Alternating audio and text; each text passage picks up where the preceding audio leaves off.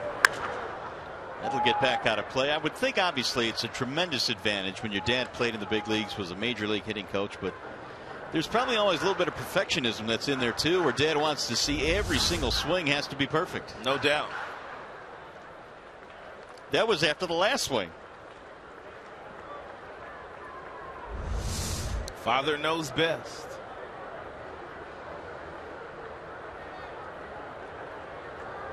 Lindor edging off the bag at first. 2 balls, 2 strikes.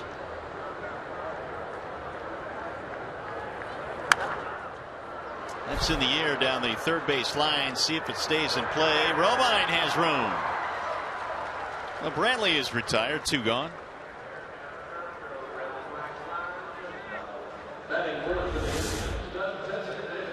You look like Daddy living and dying with every swing.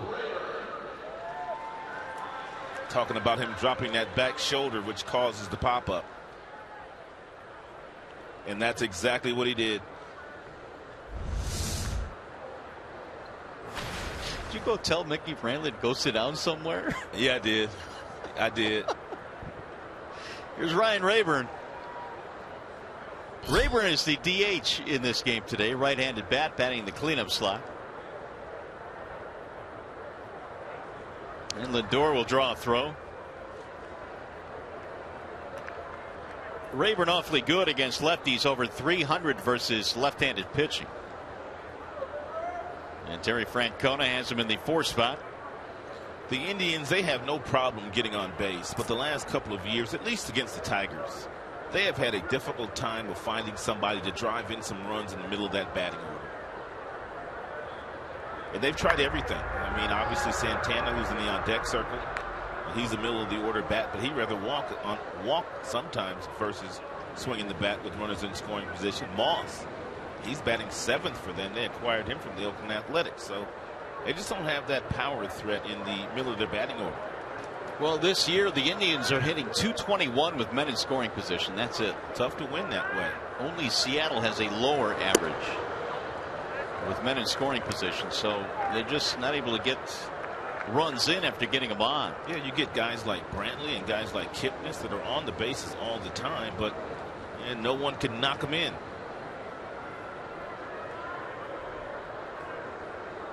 One 1-0 on the former Tiger Ryan Rayburn. Tigers got a 1-0 lead on the RBI double by Cespedes. Bouncing ball deep at third. Romine will throw to second for the force. That'll end the inning. No runs, 1 hit, 1 left. To the second we go.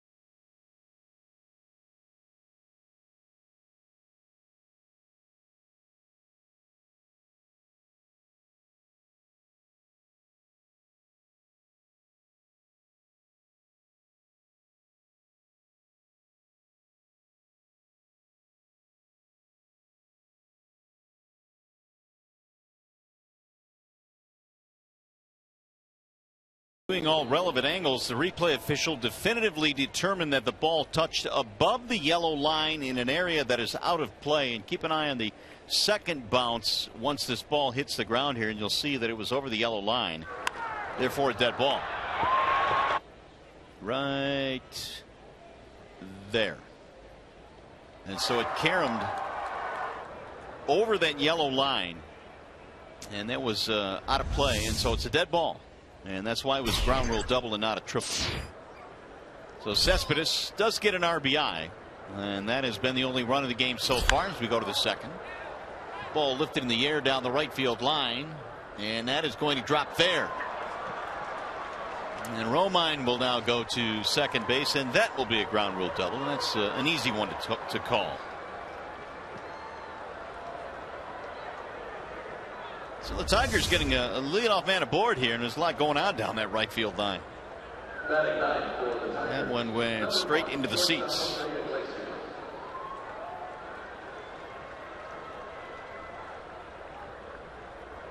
Tigers have their second extra base hit. And job to do here for Jose Iglesias, the number 9 hitter, hitting something the opposite way, which has really been no problem for Iglesias all season. He has a lot of base hits to right field, and that's where he should be looking, and to hit the ball right now. .323 this year for Iglesias. He's been slowed a little bit on this road trip. He is 2 for 14 on this trip. And 20 hits to right field already this season for Jose Iglesias.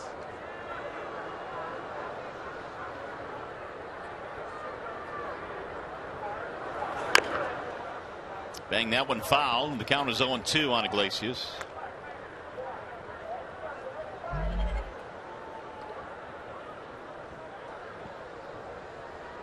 A couple of walks yesterday in that game against the Yankees. He was 1 for 3.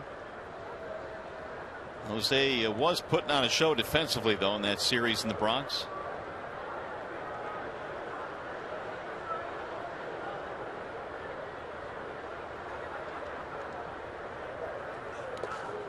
Bauer misses in the dirt outside. 1 ball, 2 strikes.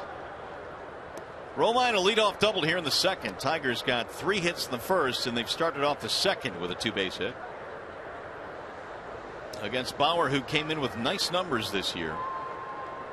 Originally a first-round pick with the Diamondbacks. In fact, they got him 3rd overall out of UCLA.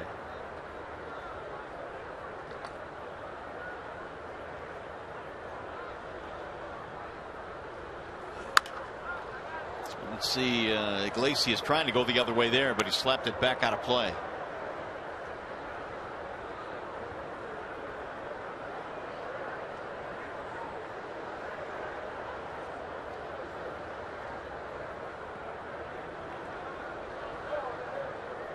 Bauer spent virtually the entire year last year in Cleveland. He spent some time at AAA, but when you combine his numbers, he pitched almost 200 innings last year.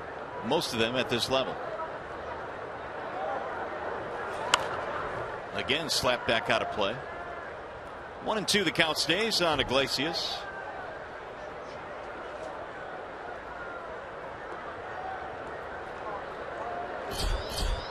Meanwhile, Anthony Ghost lurking on deck.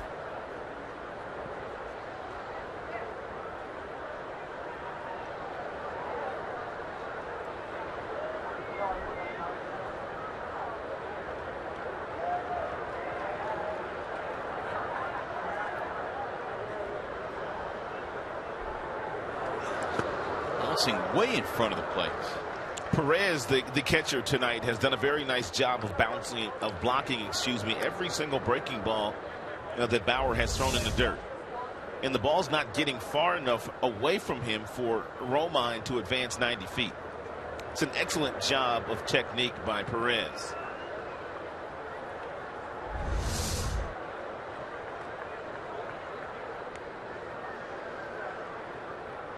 Now the 2-2.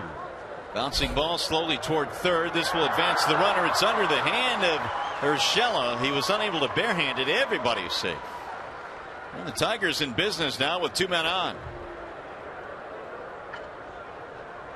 Back in 2013, Iglesias had 35 infield singles, which was the most in the American League, and he's off to a nice start once again this year with all the infield singles that he's already gotten. And we'll show you that infield single when we get a chance. It'll be the 5th hit already for the Tigers. So Bauer finds himself in more trouble here in the second. It's a nice effort by the third baseman, Urshela, but he cannot make the play. We've seen 2 balls like this. Romine couldn't make the play last half inning on the check swing off the bat of Francisco Lindor.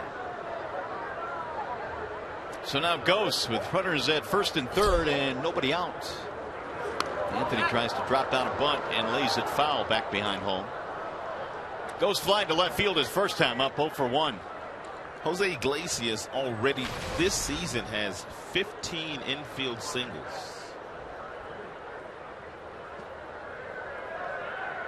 It's part of the reason why he's been over 300 most of the year. Second most in the American League. And Billy Burns, rookie center fielder of the Athletics, has 21 infield singles. Strike called by Gary Cederstrom. 0-2, and Ghost disagreed. We'll see where that ball landed. He had an argument.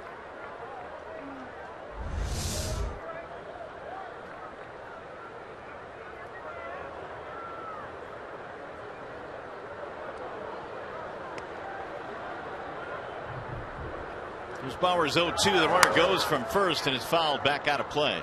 I was wondering when Iglesias would attempt to steal second base. We told you could run on this combination of Bauer and Perez. And that leg kick by Bauer is about 1.4, 1.5. So Iglesias, with his speed and the amount of time it takes Bauer to get the ball to the catcher, an easy steal opportunity for Iglesias. Bauer modeled his delivery early in his career after Tim Lincecum. When he got here to Cleveland, he modified it a bit. That is hit in the air, shallow left center field, and it's going to be caught on the run. Nice play by Vilas, who avoided his shortstop and got the ball back in. Vilas, fine running play, 1 out.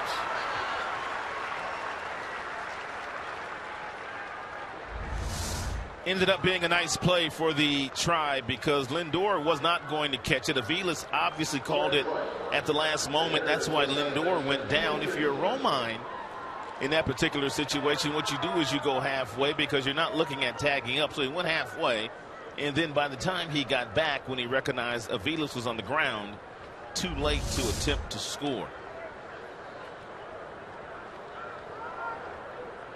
Runners remain at the corners, and that'll bring up Ian Kinsler, who singled to get things started back in the first.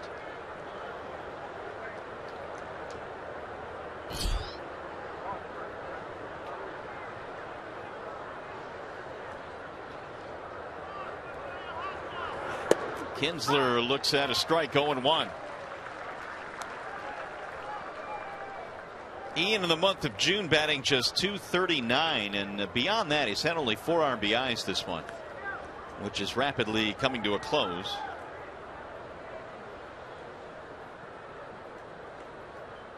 RBI chance here. Iglesias will draw a throw. Iglesias this year 9 out of 14 in stolen base opportunities.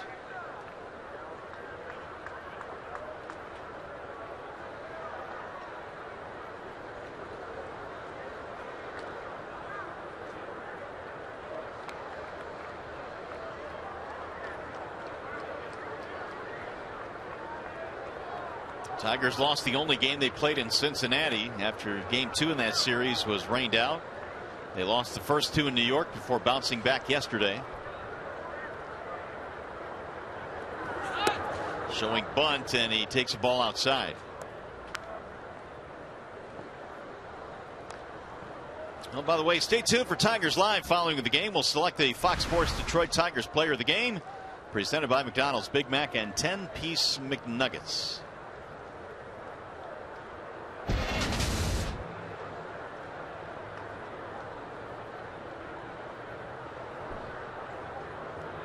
Runner goes again. Nice jump by Iglesias, but it's fouled away by Kinsler. 1-2.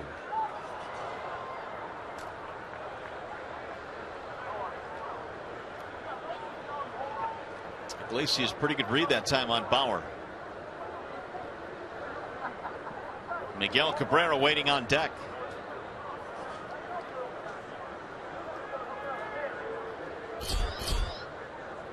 And Miggy chopping it up with the fans again.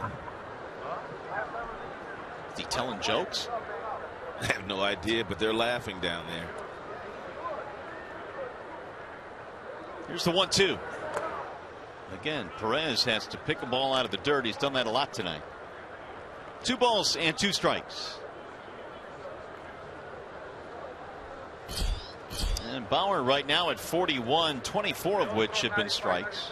And he's also working at a snail's pace out there. This is also true.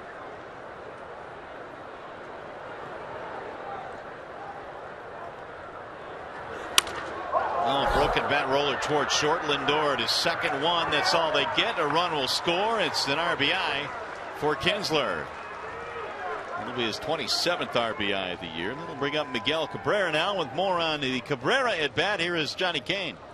Well, Mario, you guys have highlighted the fact that Mario has been absolutely raking against Cleveland. A .647 average coming into today. And of course, his first at bat, he comes up with another single here. So Terry Francona was asked beforehand, what if you just tried walking Miggy every at bat? He said, I guarantee if we walk him every at bat, they're going to score more runs than if we pitch to him. He said, we've tried everything. We've tried hand signals to curse him, and we've even tried playing Michael Bourne over the center field wall behind the shrubs. But that hasn't worked either. Send it back to you guys. I love the hand signals to curse him. Nothing seemed to curse Miggy. I remember the former manager here in Cleveland, Manny Acta. I was having a conversation with him about Miguel Cabrera, and he said that Miguel Cabrera absolutely terrified him as a manager. He didn't scare him. He said, Miggy, he terrifies me. Well, what's going on now? Brad Ausmus has come out. Looks like the umpires are going to look at something here, and so we'll get another delay. Gary Cederstrom had a chat with Brad Ausmus, and we'll see if we can get to the bottom of this challenge. Ladies and gentlemen, that previous play is under review. It's quite challenging the ruling on the field that the runner was out at second base. I wonder if they're looking at the out at second base. That's about the only thing they could be looking at. No, what else is reviewable here? They're saying that Kipnis wasn't on the bag at second base. Oh, here we go. Let's see. Oh, they got beef. Yeah, he was definitely cheating a little bit there. Before instant replay, Kipnis would have gotten away with that, but he should not get away with it due to the technicality of the rules. Foot has to be on the bag. He can't challenge it, I guess, huh? Apparently not.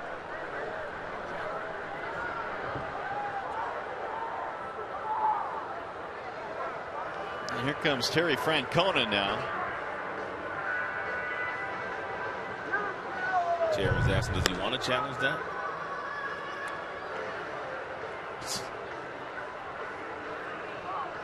So the out will stand, apparently.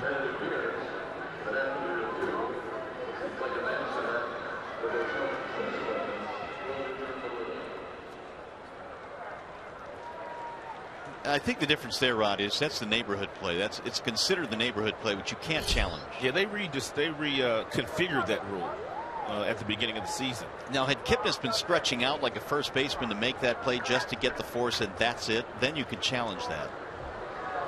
So Cabrera stands in and takes the ball up and in, and this was something I was about to ask you in his first at bat. The Indians really haven't seemed to pitch him inside all that much over the course of the season. Well, they can pitch him inside, but there's no need in going up around his head. I mean, if you want to pitch him inside, go ahead and go inside aggressively around the belt buckle or a little bit lower, but you don't want to go upstairs unless Bauer's trying to intimidate Miguel. And I don't think he can do that. 2 outs to run in. Tigers have a 2-0 lead. And Miggy looks at a ball outside. 2-0 the count on Cabrera. Singled in the first inning, did not score. Originally did, but then they changed that triple to a ground rule double. Kinsler has an RBI here in the second, his 27th of the year.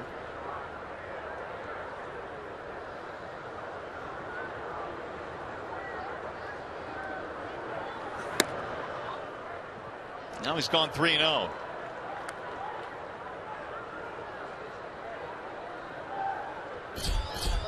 Victor waiting on deck. So we just got confirmation from Major League Baseball. It was indeed considered the neighborhood play, which cannot be challenged.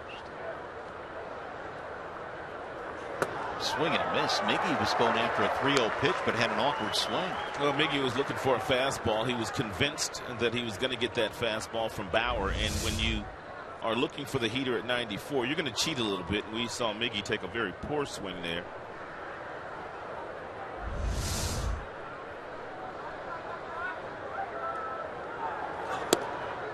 That'll walk in as Cabrera flings the bat toward his dugout. He's on base for the second time. The batter for Detroit, the designated hitter, Victor Martinez. That'll bring up Victor Martinez. Second walk in this game for Bauer. The other one was intentional. That was to JD. Now we'll see if Victor can make him pay. Martinez soft line drive to the shortstop his first time up, 0 for 1.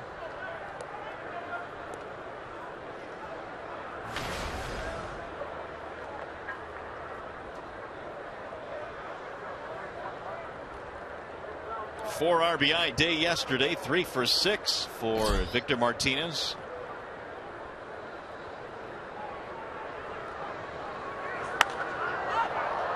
It is popped up first base side. Santana will watch it sail back out of play. Victor began his career here with the Indians, spent parts of 8 years in Cleveland, and while he was a member of the Indians, in the minor leagues he won 3 batting titles here. Little foreshadowing of the type of hitter that he would turn out to be, and this is what he did in his career with the Tribe. Hit over 100 home runs with them and hit 297. Very nearly won an MVP in the American League last year. Swing and a miss. 0-2 on Martinez. It's a breaking ball that stays up that Victor goes after and swings right underneath it. And you've got to force Bauer into getting that curveball down in the strike zone a little bit more if you're going to have success. And swinging at that pitch.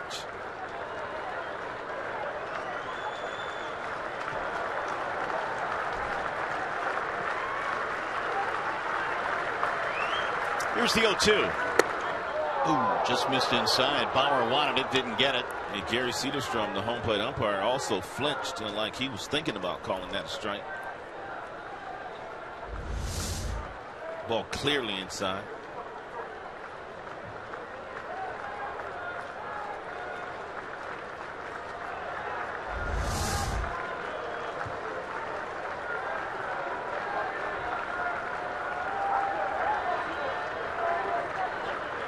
One and 2 on Victor Martinez.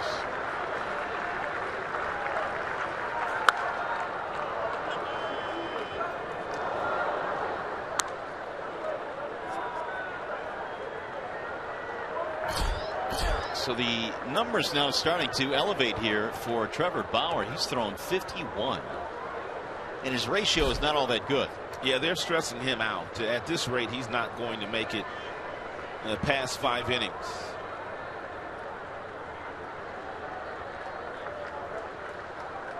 Tigers got a run in the first, one more here in the second. Bauer very slow and methodical here this evening with all of the traffic on the bases.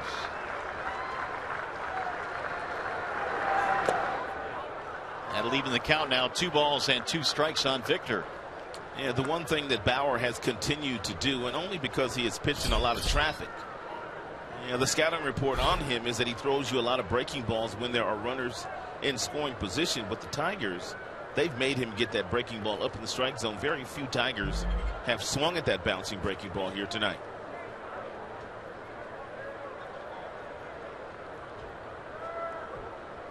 Well, the Tigers have pretty much had their way with the Indians this year. They've won 7 of the 9 between these two teams, and they've outscored at 56-41.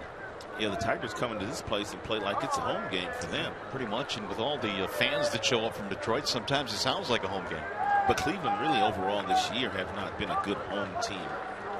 Their earned run average as a pitching staff is 1 run higher at home than it is on the road. Swing and a miss to strike him out. Victor Martinez is out of there, and so are the Tigers. They get another run against Bauer, though, 2-0.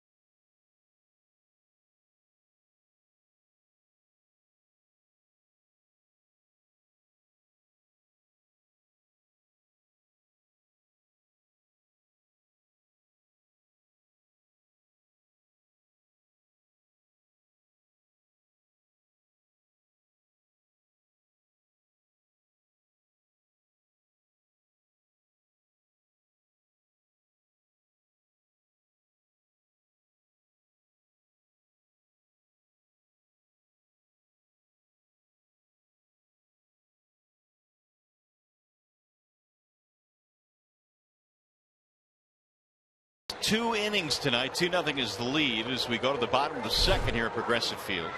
It'll be Carlos Santana, Mike Aviles, and Brandon Moss facing the Tigers lefty.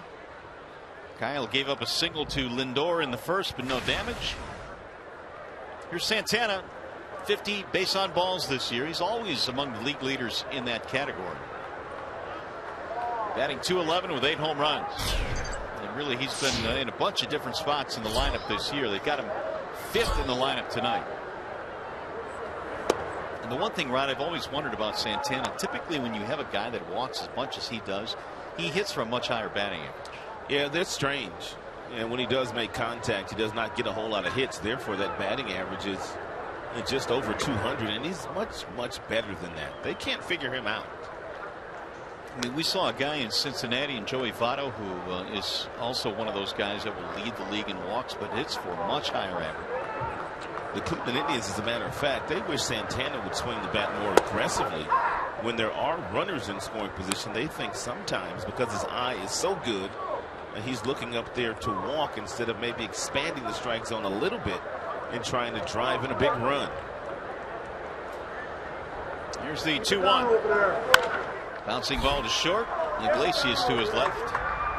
Santana's out, 1 gone.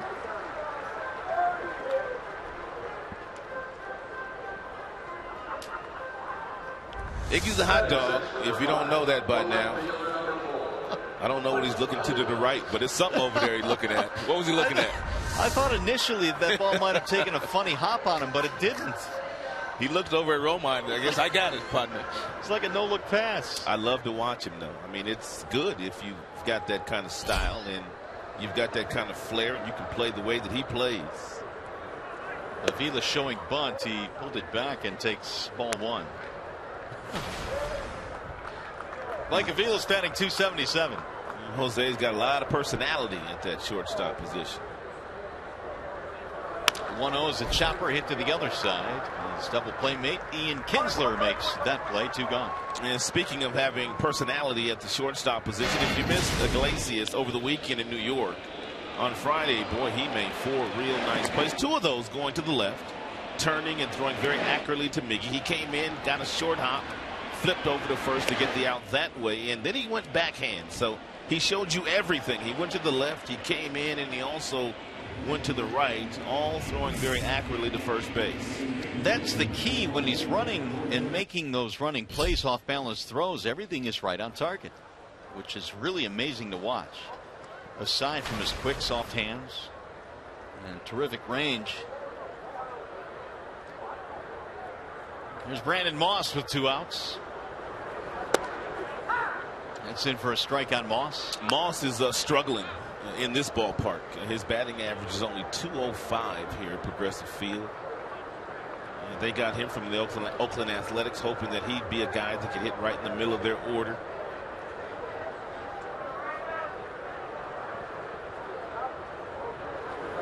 Moss skies one in the air.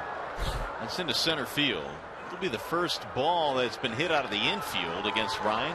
A 9-pitch inning and a 1-2-3 frame. You're watching Tigers baseball tonight, presented by Bell Tire.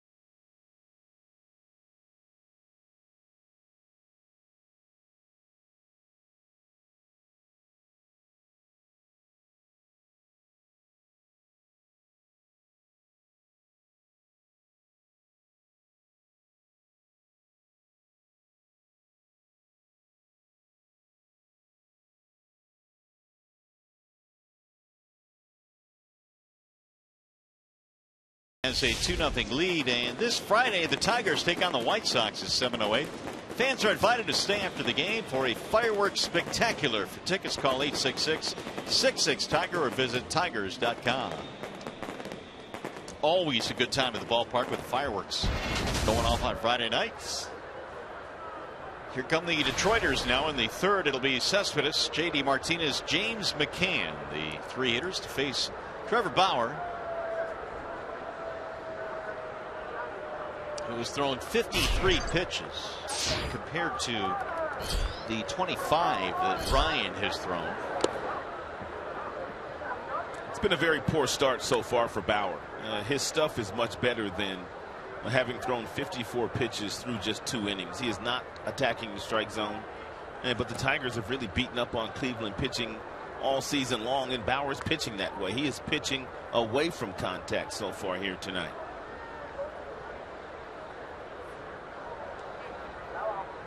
Over 4 in the career ERA versus Detroit. 2 balls, 1 strike. And Bauer is 7 of 14 so far tonight at first pitch strikes, and does not have great body language out there tonight. No, it's been slow. It's been methodical. And of course, I guess when you have base runners on at every turn, that'll slow things down inherently. But it has not been a good pace. Drill to right center field. That ball's hit hard. And that ball is going to go. Oh, my goodness. It's a home run for Cespedes. Oh, my goodness. Yoenis. Even Bauer can believe that thing got out. It's starting to heat up, man, and the balls are really starting to fly in Major League Baseball these days. Cespedes has that slightly open stance, and they wanted to get this ball inside against Yoenis. They didn't get it where they were looking. He went down and got one and hit a line drive. I mean a line drive over the 375 sign in right center field. He killed that. It sounded good, and it looked good at the end over the wall in right center. As the ball hit the third base on the charge, Urshela throws him out. JD retired, one gone, but it's 3-0 Tigers on the 10th home run of the year by Cespedes.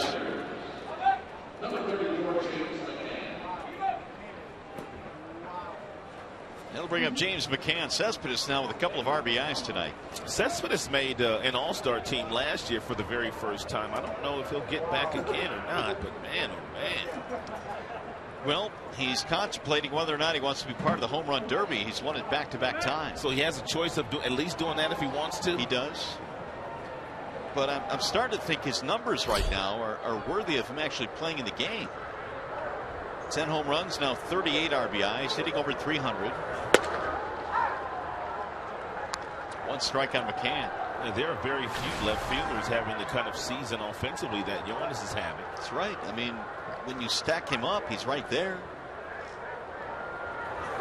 Swing and a miss.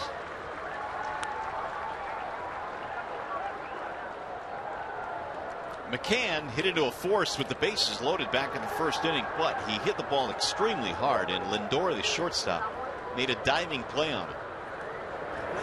Swing and miss. Awkward there, and down he goes. 2 gone. 2 strikeouts for Bauer. Still amazed at how quickly that ball got out. I didn't think it had a chance of getting out of here. Under 4 seconds to get out. And Cespedes really does not drive the ball the opposite way with that kind of authority. And JD does. Miggy does, but not Cespedes. Cespedes is a dead pull hitter, and I mean dead pull hitter, so to see him go that way, that's encouraging. Romine had a double in his first at bat. It's the 8th home run now this season that Bauer's given up. 4 to lefties and 4 to righties.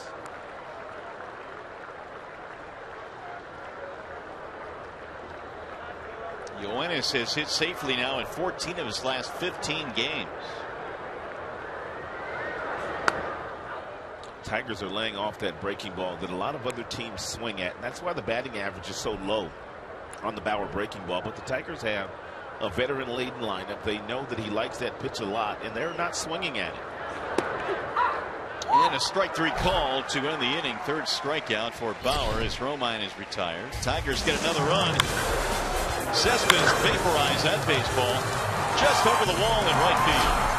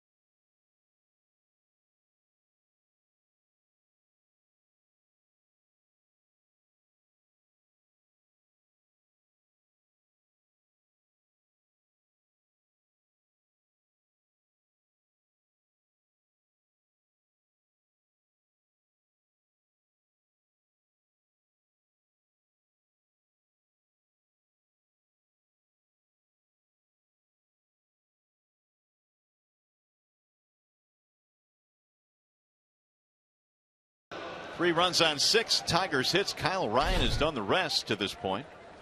They'll go back out there now for the third. It's going to be Urshela, Perez, and then Kipnis against the Tigers lefty. Giovanni Urshela batting .242 has taken over at third base. Lonnie Chisenhall was shipped out earlier this year down to the minor leagues. There's a strike on the outer edge. Urshela last year had a big year in the minors. He hit 18 homers, knocked in over 80.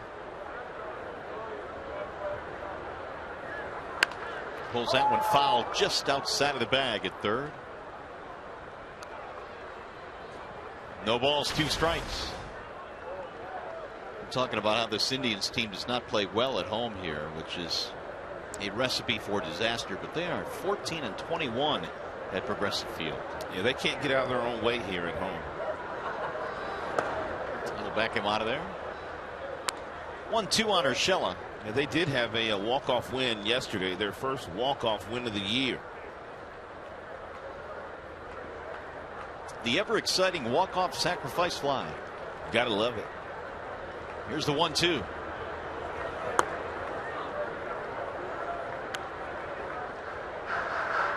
Well, here's where the Indians stand in the worst winning percentage at home this year. Only Milwaukee has had a lower winning percentage at home.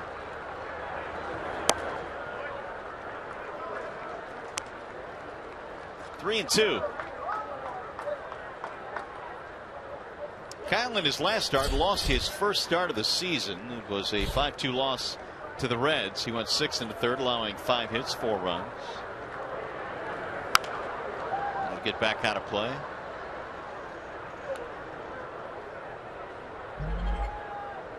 Ryan, one of those guys that sometimes can be hard to figure out in that he struggles in the minor leagues, but in the big leagues by and large he's pitched pretty well for the Tigers. He's been throwing a lot of strikes up here, pitching to a lot of contact.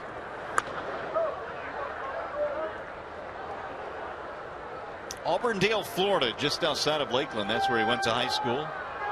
But as he says, he never really watched many Tigers games in spring training in Lakeland because he was too busy playing as well. Only 23. And he lost him. Urshela gets a walk. Game break time. Here's Justin White. With the Indians batting ninth, the catcher number 55, Roberto Perez.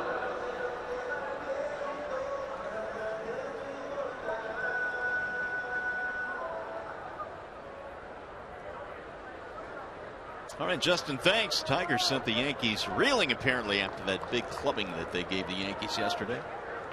Here is Perez, the number 9 hitter.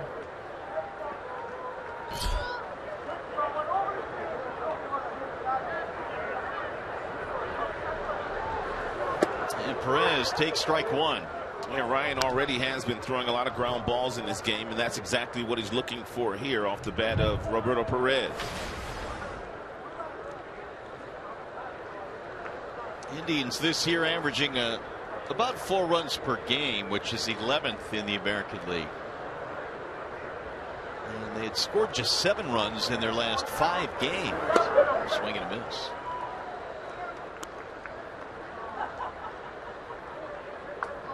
You talk about a June swoon, you can tell that to the offense because that basically is what it's been. Some of the worst ranks in the American League.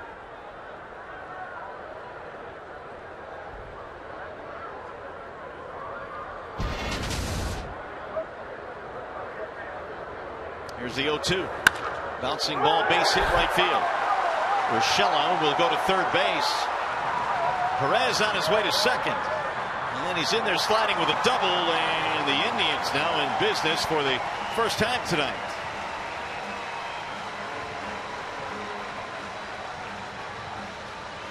Third double of the year for Perez.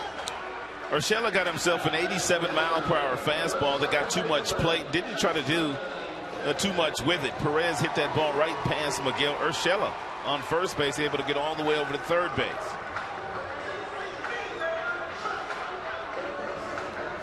Second and third, nobody out. Here is Jason Kipnis. He grounded to the pitcher his first time up. Sends it high in the air to right field. JD's on the move, still going back. That ball is up against the wall. 2 runs will come in to score. Kipnis has himself a double, and the Indians are back in this game. That is the 22nd double of the year for the American League hit leader, Jason Kipnis.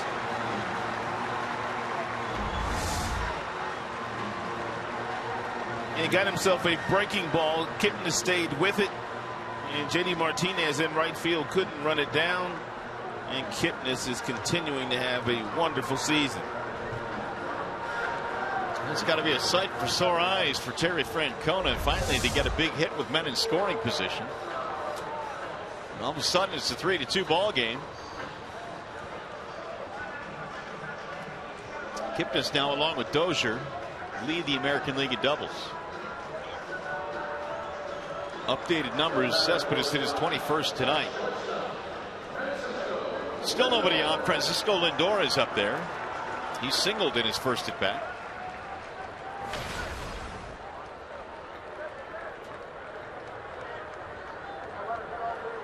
Lindor trying to get that tying run to third base. He might just try to bunt him over.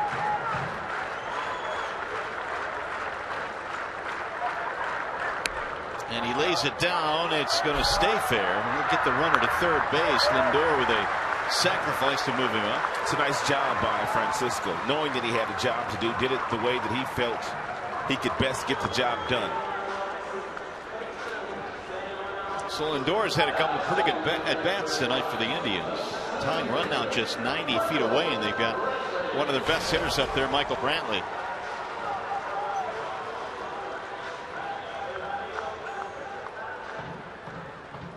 Fouled out his first at bat to the third baseman Romine. Tigers have elected to pull the infield in.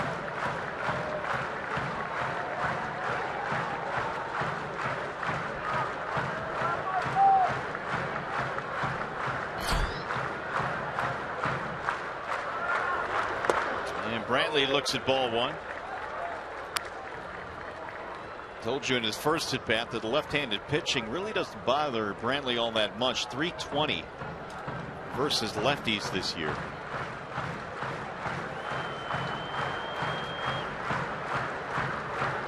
.318 with men in scoring position. Ball low, 2-0.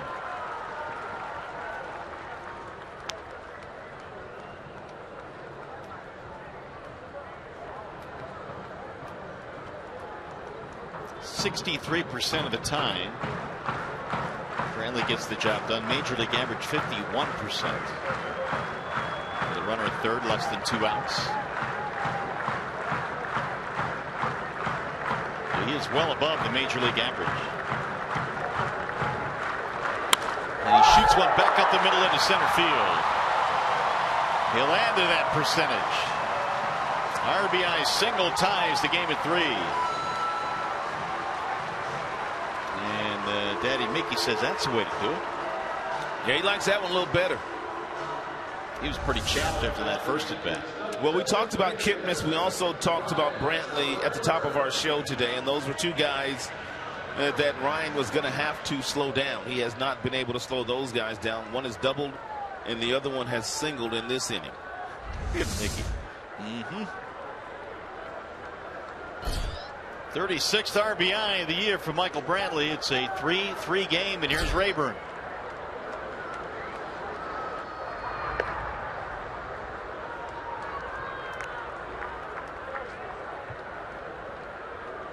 Ryan was cruising after 2, had a 9-pitch second. And then he walked the number 8 hitter to lead off the inning. That's where it all began. Perez then doubled, and then Kipnis doubled. And they always talk about the kiss of death, walking a leadoff hitter in the 8th or 9th inning, but it can be just as cruel when you walk them early. Iglesias, great play to second one. Reed at first, a double play. Oh, goodness. Jose Iglesias. Unbelievable play at short to end the inning.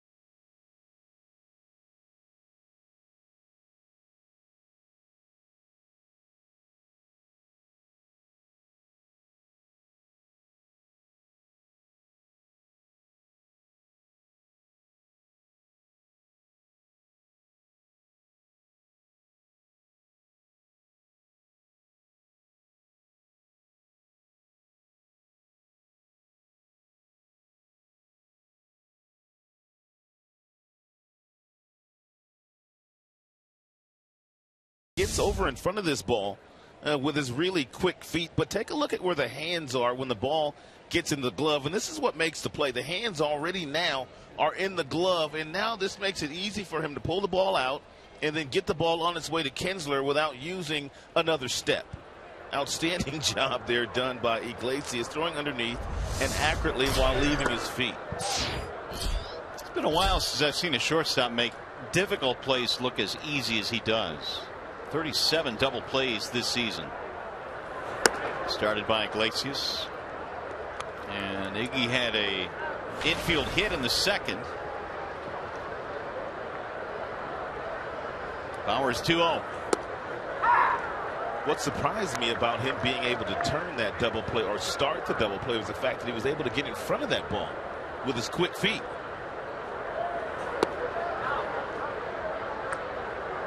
Three balls, one strike.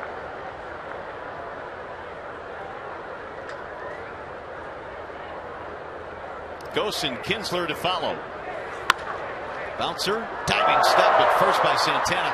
Gonna have to get over there quickly, and he does. Bauer, great play. He got down the line. Cooper called him out. And the Tigers will hold up shop here and take a look at this probably. Iglesias is not leaving. This is a great play by Bauer. And it looked like to me that Iglesias beat him there. I mean, his foot's on the bag, and then you still have Bauer's foot that's still in the air.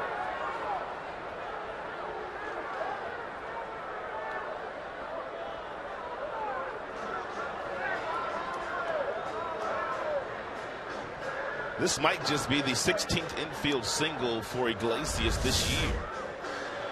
I guess my question on this is, how is he called out in the first place? I don't know, man. For the most part, these umpires are very good. They're skilled. I mean, they get it right 99.9% of the time, as we have witnessed this year. But, you know, that may be one that Eric Cooper missed. And there's no doubt. I mean, these guys get it right most of the time. And this is how quick this was. I mean, that one really wasn't even challenging. So it'll be an infield hit for Iglesias. That's his second of the game. Nonetheless, a great diving stop by Santana. And it was a nice play by Bauer as well, the first baseman. The pitcher who took this errant throw from Santana after the dive. Yeah, that throw wasn't on target. Tigers get the leadoff man on. 53 seconds. So we're averaging out a little bit better. First one was over 4 minutes. We'll bring the average down. One to go. Urshela at third base is playing 5 feet in front of the bag at third base. But if I was the Tigers, I would not waste a bunt here with Ghost. Not as slow as Bauer is at throwing the ball to home. Iglesias with 9 steals. He can steal a bag easy here. Ghost lines one to left. Base hit. So Iglesias will get to second. Here come the Tigers right back after giving up 3 runs. We were talking about this earlier, the fact that the Indians really have not been able to get Ghost out. They haven't been able to get Iglesias out and Kinsler out, which always means Miguel Cabrera comes to the plate with runners in scoring position, and they can't walk him. Well, it's sizing up to be that type of situation again as Kinsler stands in. Single, fielder's choice to drive in a run. 27 RBIs on the year for Kinsler. Tigers had 3 runs on 8 hits, and the Indians 3 runs, 4 hits.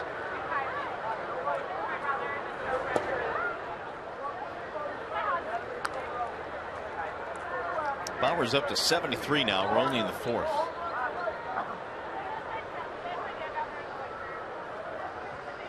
Gave up a leadoff home run to Cespedes in the 3rd, double by Cespedes in the 1st.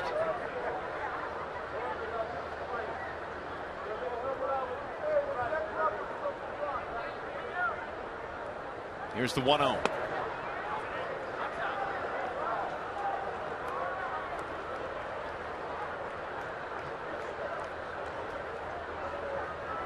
So Perez out to the mound now. There's some action going on now in the bullpen for the Cleveland Indians.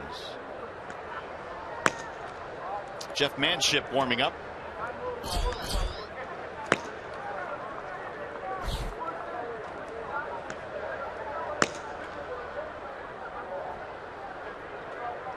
Just as soon as Terry Francona sees his team tied up, Tigers threaten again. Now it's 2-0. 3-0 on Kinsler. He threw in Kinsler a 3-0 slider with Miguel Cabrera standing in the batters in the on-deck circle.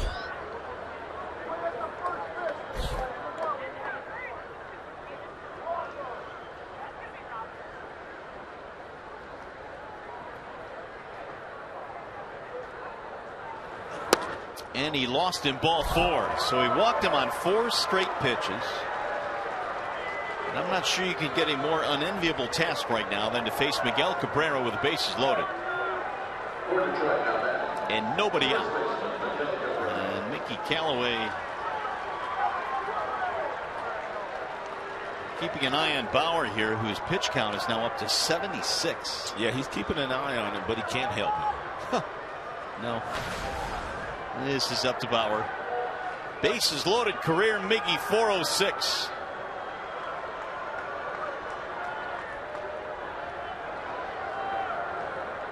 Miguel Cabrera has already driven in 15 runs this year against the Tribe in 9 games coming into the game here tonight.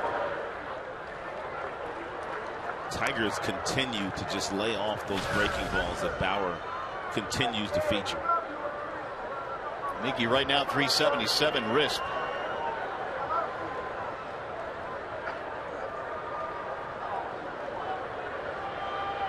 He wouldn't drive one into that porch in left field, would he? I would not bet against that.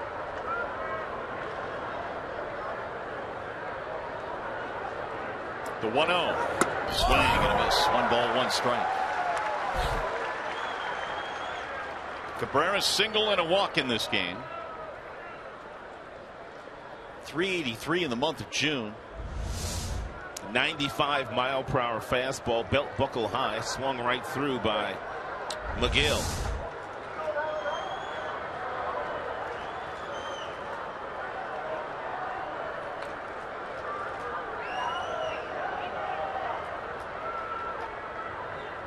Bauer's 1-1. Low and away. 2 balls, 1 strike.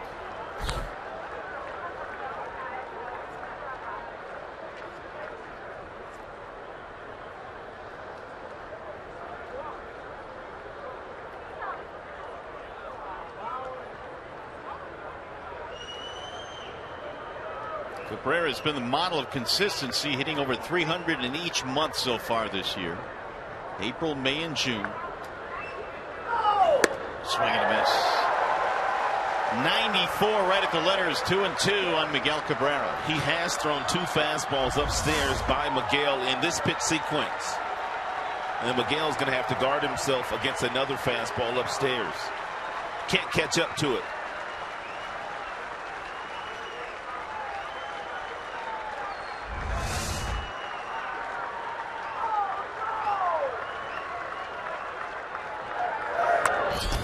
Now he's gone 3-2.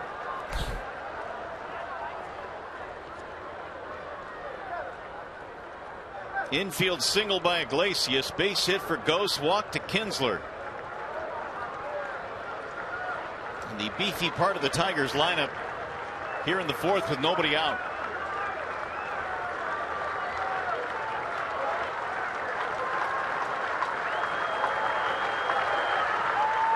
Time called, and Perez is going to walk out to the mound here. And a critical pitch early in this game. Victor waiting on deck.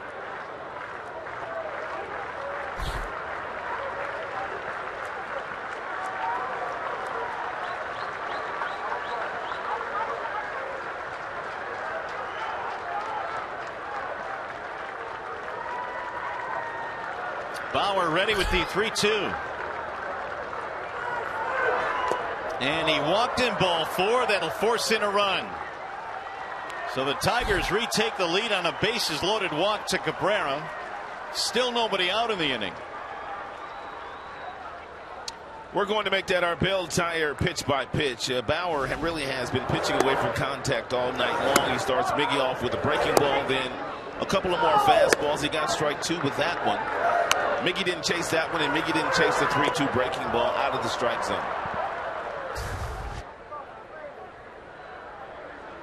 So they're still loaded up now, and here is Victor Martinez.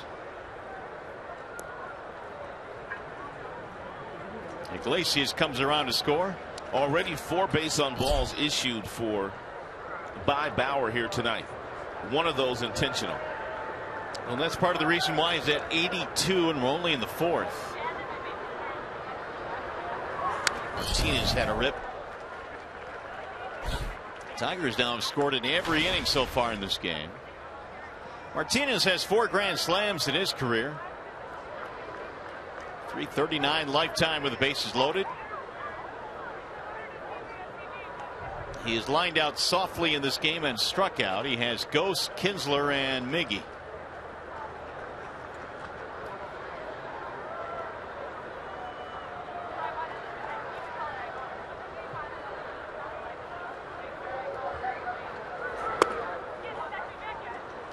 Ball 1 on Martinez. Victor came in career against the Indians, 351, the organization that he broke in with. Yeah, there were some rumors last year toward the tail end of the season that the Indians may have interest in Victor, who was hitting the free agent market after last year. But Victor didn't want to go anywhere. He told Mr. Ilitch and that he wanted to come back to the Tigers right around the All-Star break. He said his agent wasn't very happy that he did say that to the Tigers brass, but he knew where he wanted to finish his career. I guess it says something about how comfortable it is to play for the Tigers. No doubt. Very comfortable in the Tigers clubhouse, playing in front of big crowds. Good baseball team. Great owner, and Michael Ilitch. 2-1 is fouled back. Another rip there by Victor. 2-2. The Tigers are doing a nice job of laying off the breaking balls that are down, but they have not been able to lay off the fastball in the mid-90s upstairs that Bauer's throwing.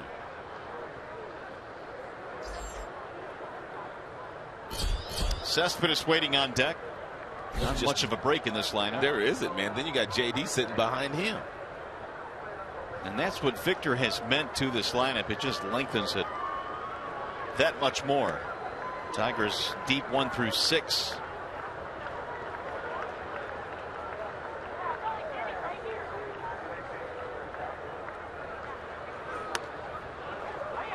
Well, Bauer now is starting to paint himself into a big-time corner here. He's gone 3-2. He's already walked in 1 run. Yeah, this might just be the last batter that Bauer faces tonight if he's not successful in getting Victor out.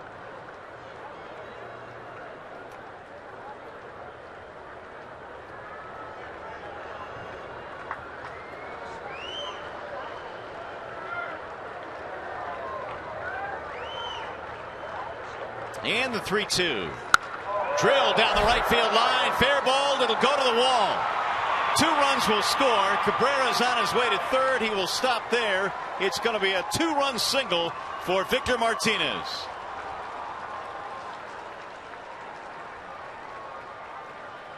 Every fastball that Bauer threw to Victor Martinez in this at-bat was up in the strike zone. This one he got down a little bit lower, and Victor was able to get on top of this one and hit it right over the head of the first baseman off that wall in right field. He hit it so hard all he could get was a single. It's going to be it for Bauer, who does not get an out here in the 4th after his teammates got him 3 runs to tie it up. Well-signed Windows pitching change. We'll be back to Cleveland.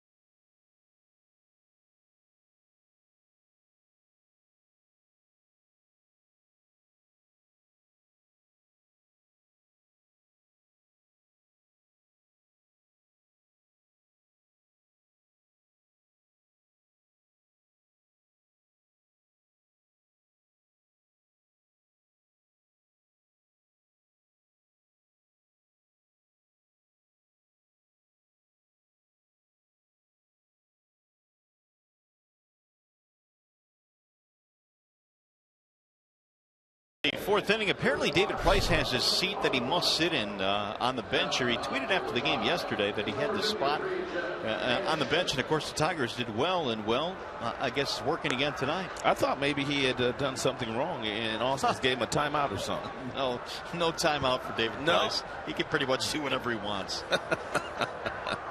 When you put up the numbers that he has. Well, here is the new pitcher now. It's Jeff Manship for Cleveland. Good numbers in the minors for Manship. A sub-2 ERA, 31 innings, 31 strikeouts, 9 base on balls. Second game this year with the Tribe.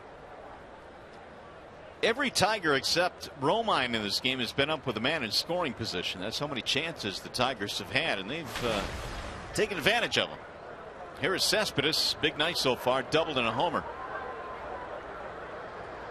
2-run single by Victor Martinez has put the Tigers up again by 3. Now Manship goes to work. Still nobody out. Ball 1 to Cespedes.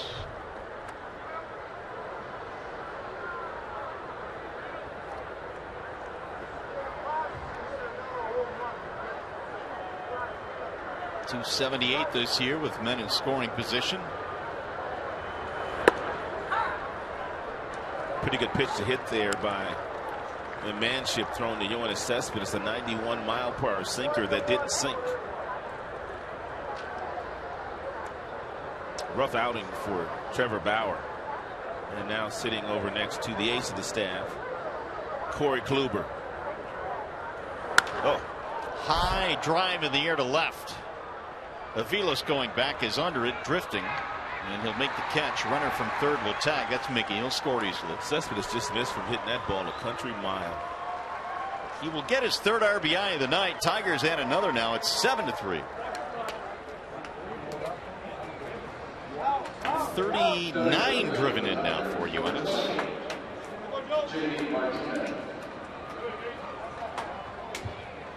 They'll bring on Martinez.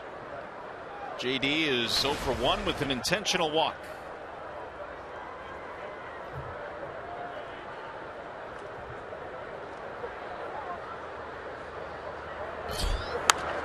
Half swing, fouled it back out of play. 0-1. Runner at first base, Victor Martinez, still the property of the starter Bauer, so he is not out of the woods yet in terms of his runs allowed tonight. All 7 that have scored are his property. Maybe 8. We'll see.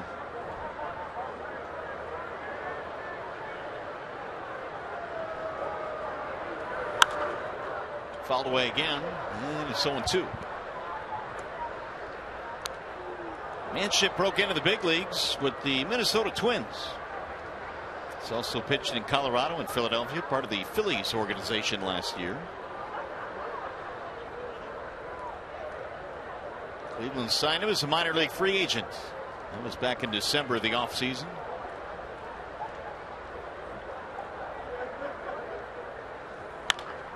Rolled foul. Our T-Mobile game changer in this one here tonight. How about JD Martinez, a 3-homer game yesterday against the Yanks. 4th player in Major League Baseball with 3 in a game this season.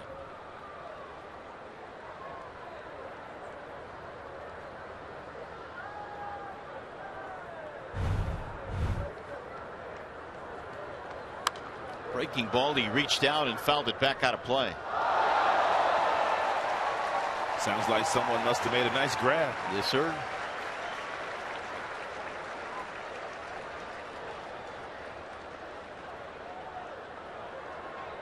Oh, 0-2. JD has fouled off 4 straight. 1 ball, 2 strikes.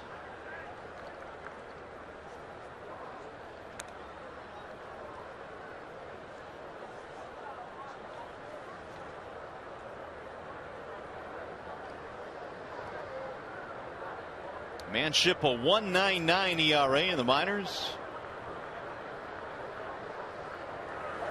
Another breaking ball, and he swung right through it. First strikeout for Manship, 2 gone. Here is the 8th man at bat in the inning. That'll be James McCann. Tigers 7 runs in this game. They've done it on 9 hits, and the Indians 3 runs on only 4 hits. McCann in search of his first hit.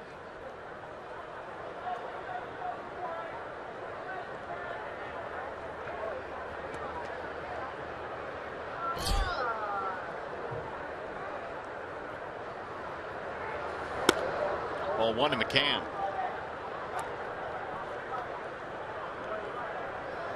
James 2 out of 10 on the road trip.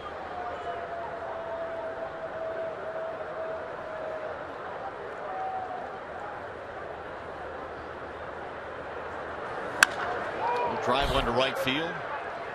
Moss is there to retire the side, and that's all for the Tigers. However, they regain the lead. It's a 4 spot. 7-3 Detroit.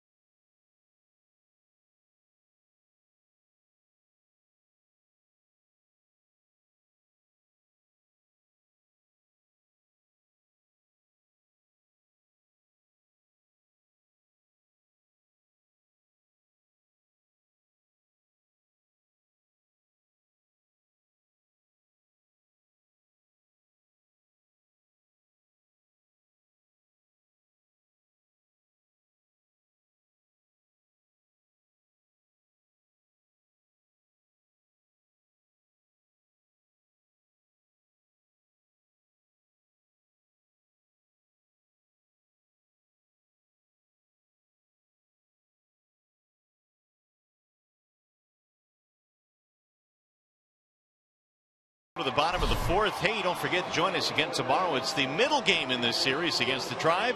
Our coverage begins at 6 o'clock with Tigers Live. Tigers Indians tomorrow at 6 right here on Fox Sports Detroit. Boy, it's turned into a nice night tonight here in Cleveland after a lot of rain early on before the game started. Kyle Ryan will go back to the mound, and well, his teammates have backed him up after he gave up the lead, surrendering 3 in the 3rd. He'll go to work here in the 4th. Carlos Santana will lead it off. Santana, Vilas, and Moss.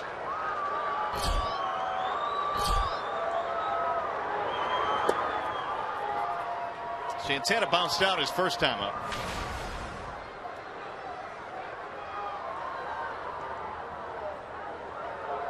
Here's the 1-0 pitch. Right back up the middle into center field. A base hit for Santana. Leadoff man on for the 2nd straight inning now for the Indians. They'll bring up a Vilas.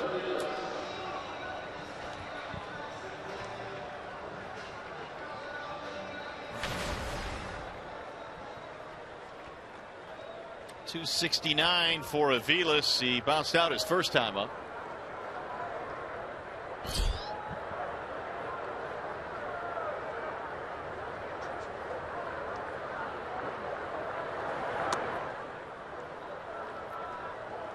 Seven runs, 9 hits. Tigers 3 runs on 5 hits now for the Tribe. And Ryan did a very nice job in the very first couple of innings of attacking the strike zone, getting the Indians to pound the ball into the turf. He needs to get back to throwing the same amount of strikes he was doing earlier.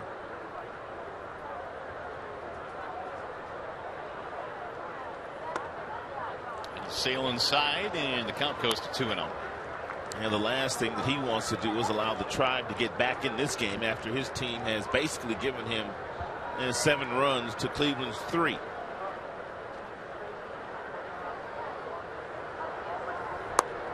Now the count goes 3-0.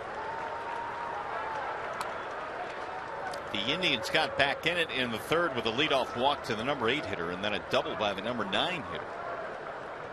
before they eventually scored 3 runs. Aviles waits on a 3-0, and here it is.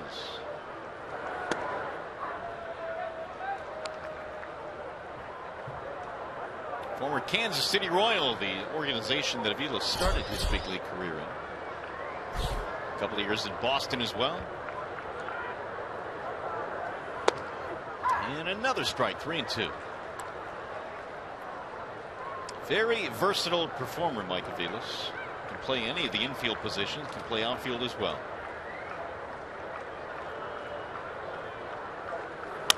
Chopper hit to the shortstop. Iglesias waits for it. To second one. Relay. Not in time. Fielder's choice. 1 on, 1 out.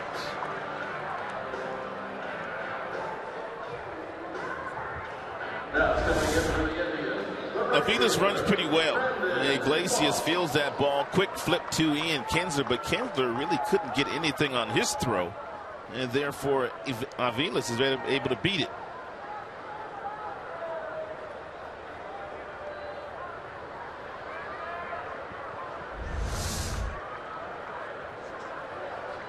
So here's Moss. Ball 1 to Moss.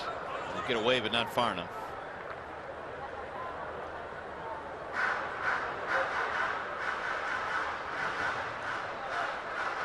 You know, you talked about all the Tigers fans here in attendance as we get a look at Blaine Hardy.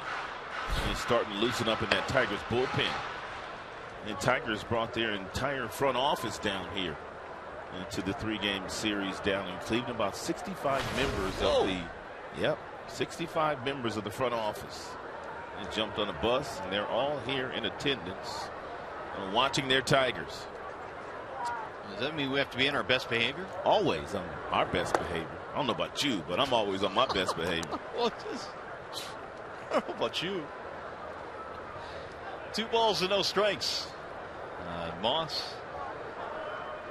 I also heard that on Wednesday afternoon, the Fox Sports Fan Express bus is going to make a trip down to Progressive Field. It's belted to right where Martinez makes the play. 2 gone. Maybe we'll hitch a ride back with them. Nice and comfy. So here is Urshela. Giovanni in the ball game has a walk. He got things started back in the 3rd with the base on balls.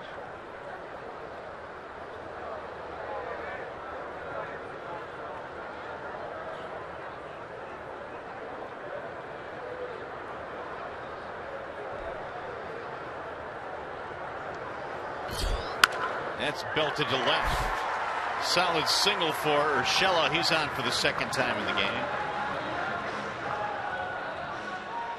8 and 9 guys have gotten it done. Here comes the number 9 guy, Roberto Perez. It'll be the 6th hit of the game now for the Tribe.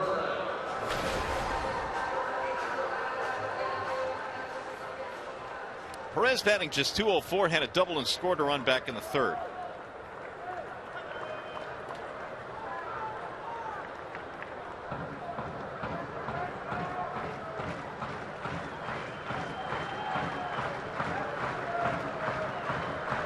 Trying to wiggle out of a 2-out jam here in the 4th.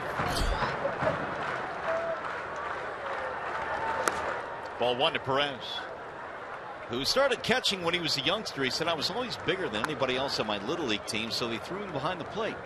I think that's usually what happens to most guys that end up catching at a very young age.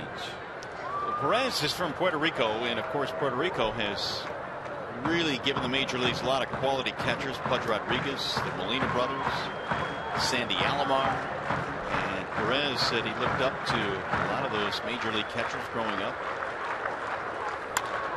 Rolled foul, 1 ball, 1 strike.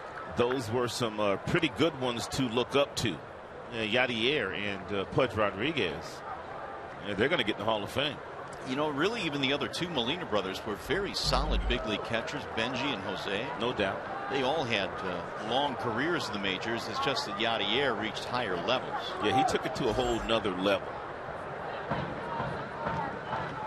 And we are very familiar with what Pudge Rodriguez his skill set was like in the major leagues in his playing days. All those guys won championships too, and with the exception of Sandy Alomar Jr. He nearly won one here in Cleveland. 2 balls, 1 strike.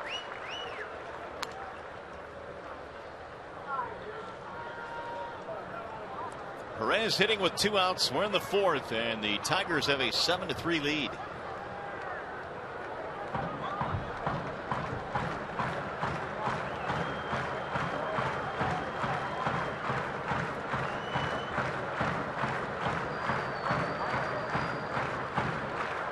Here's Ryan's 2-1. Now he's gone 3-1. And you've got Kipnis waiting on deck.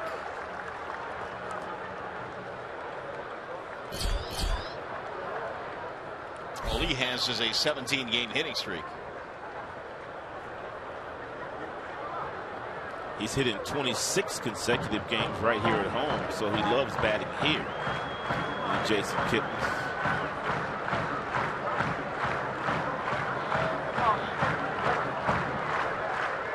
Here's the 3-1. Make it 3-2 now on Roberto Perez.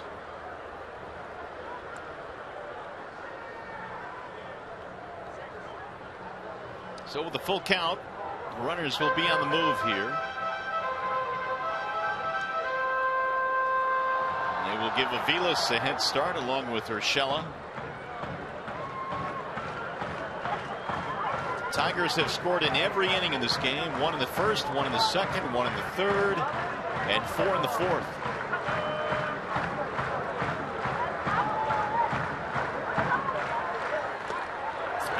Ball 4, that will load the bases.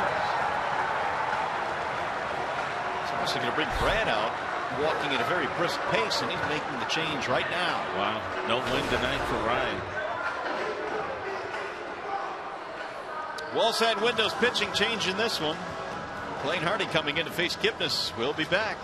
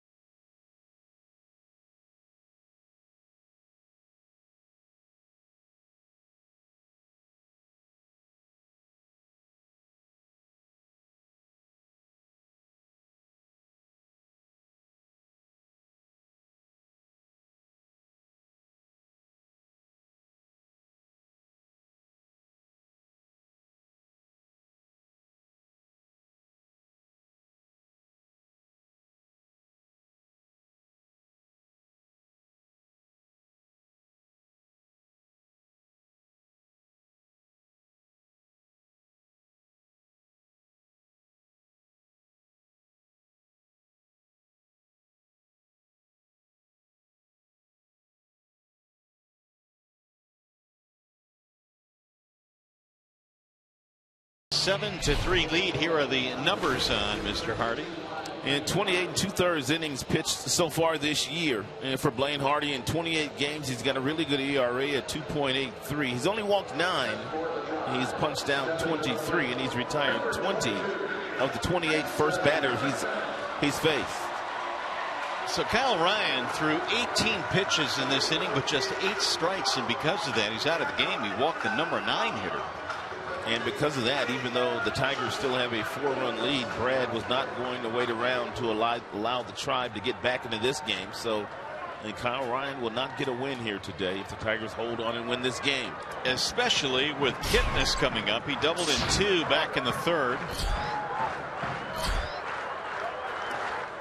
And he takes ball 1. And one of the reasons that Kipnis is having such a great year, he is spraying the ball all around the ballpark these days, using left field, center field, and right field. No prior success against Blaine Hardy.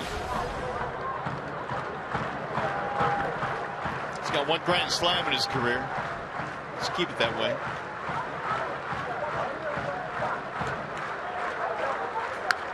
Fouled away. If you're the catcher, you can't set up too early when Kipnis is standing in that batter's box, because he takes his bat and he kind of lowers it down and he's peeking at the bat. But if you moved too early as a catcher, he could see you move. And so if you're McCann, when he puts that bat down and looks down, you have to make sure you don't move until after the fact.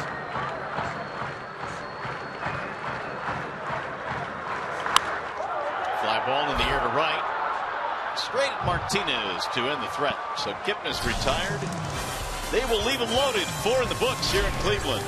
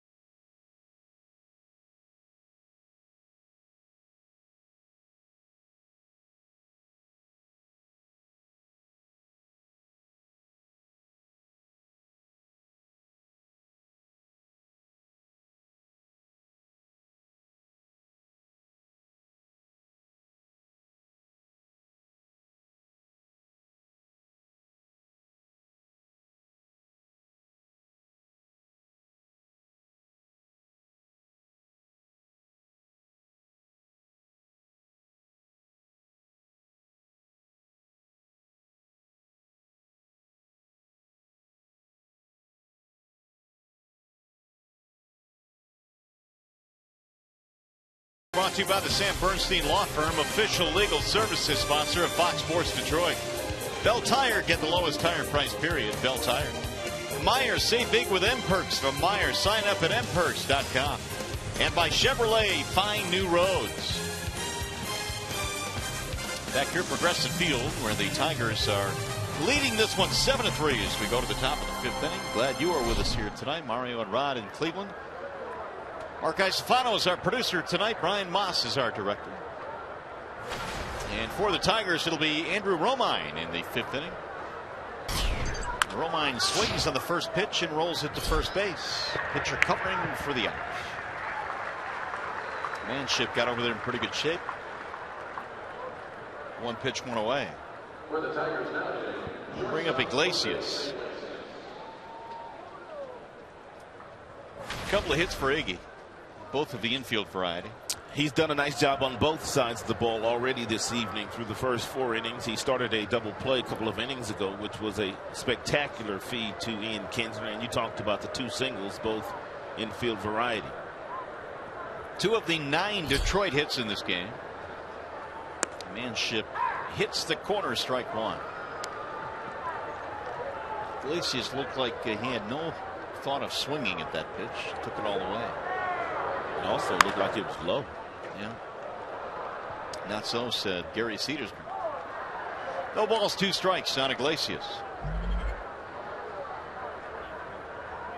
Tigers came in trying to build on that record and start to climb over 500 again. Manship, nice play. 2 gone. Hey, by the way, the Tigers face the White Sox on June 28th at 1:08. It's Sunday Kids Day. All kids 14 and under receive a free ice cream bowl. For tickets, call 866-66-TIGER or visit tigers.com. That's something you'd be interested in, right? I like ice cream for sure. Me too. I'd like to have a nice bowl at home to put some of the ice cream in. Butter pecan? That's one of my favorites. Yeah, me too. There's a ball outside to Anthony Gose. Single, fly out, fly out. His base hit came in the fourth. He scored a run. Slices one. Oh, another diving play by Lindor. That's the second one he's turned in tonight. And the rookie flashing some leather. It looked like a single off the bat of Gose. Lindor comes flying through. Tigers baseball presented by.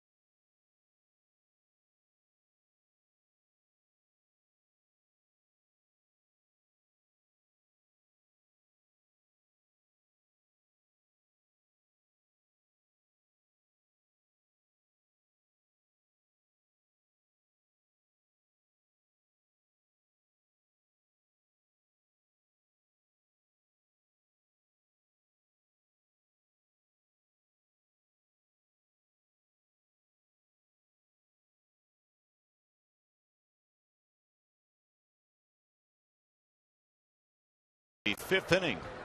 And Blaine Hardy will start his first full inning of work. He got the fly ball from Kipnis with the bases loaded in the fourth. The Tigers holding on to their lead. And a strike called on Lindor, who made the great play to win the last half inning. Hey, we're starting to see why the Indians are so high on Francisco Lindor. And coming to this season, he was the 9th best rated prospect in all of baseball. Skies that one to center field. It'll be routine there for Gose. He's a switch hitter with some speed. He's got some quickness at the shortstop position, and he's got a really strong arm. Well, anyone that's followed him in the minor leagues knows the two plays he's turned in tonight are no surprise. He's just that kind of defender. It's just whether or not how much he'll hit at the major league level. There is a lot of really good young players in the big leagues these days. A lot of good middle infielders, good power hitter. Chris Bryant of the Chicago Cubs.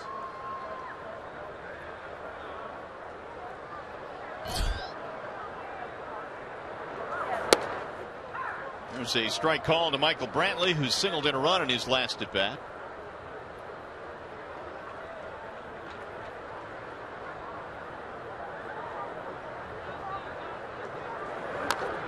We'll roll that one foul.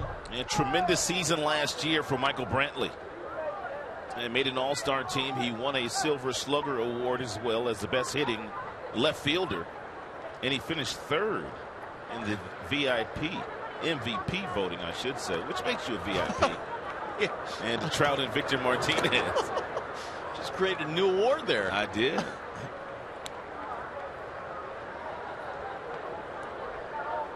One ball, 2 strikes on Brantley.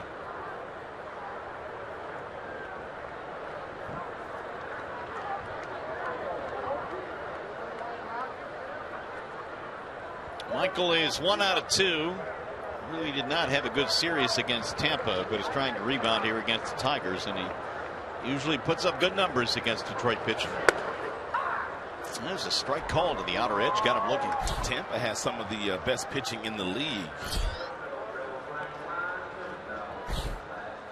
For the drive, stepping in the if not the best ERA in the American League right now, the Tampa Bay Rays.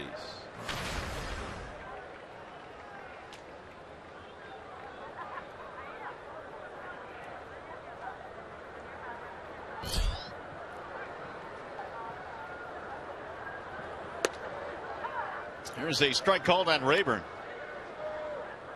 I'm talking about the Cubs and all the good young players they had. They even brought up that kid Kyle Schwarber, who had a 6-game major league stint before he was sent back down, and he put up big numbers. Yeah, they brought him up just to DH in American League parks during interleague play last week. And Theo Epstein, their president, said, I don't care what he does, he's going to go back down to the minor leagues on Sunday. Pulled foul. Pretty impressive, though, the stable of good young players the Cubs have. The future real bright for them. Well, they have some guys in charge that are good baseball people. They're led by Theo Epstein, who basically revitalized baseball in Boston. 1-2 on Rayburn. He knocked into a big double play back in the third, which ended that 3-run frame they had. Iglesias made a great play on him.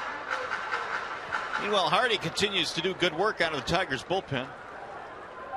Blaine came on in the 4th inning. And Blaine has thrown a total of 13 pitches, and he's thrown strikes with 10 of those. He's only missed the strike zone with 3 of the 13.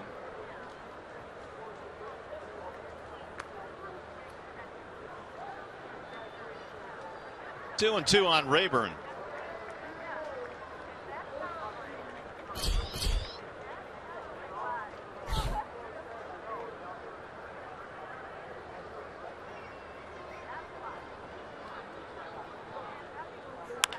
Ground ball, third base side. Romine gobbles it up.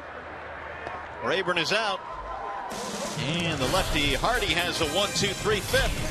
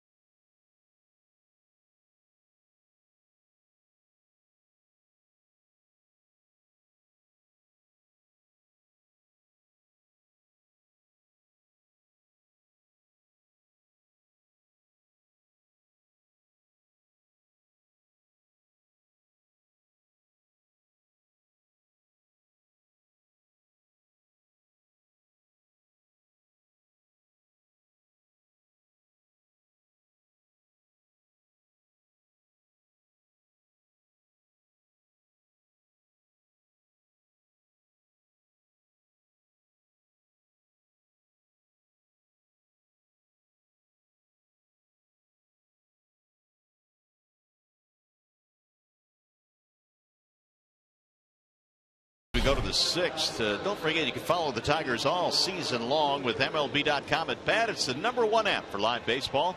At BAT is up to the moment, at any moment, with in-game highlights, live look-ins, replay reviews, StatCast, and a whole lot more. Get MLB.com at BAT for your smartphone or your tablet. How about that? Dad and son sharing some peanuts. Nice.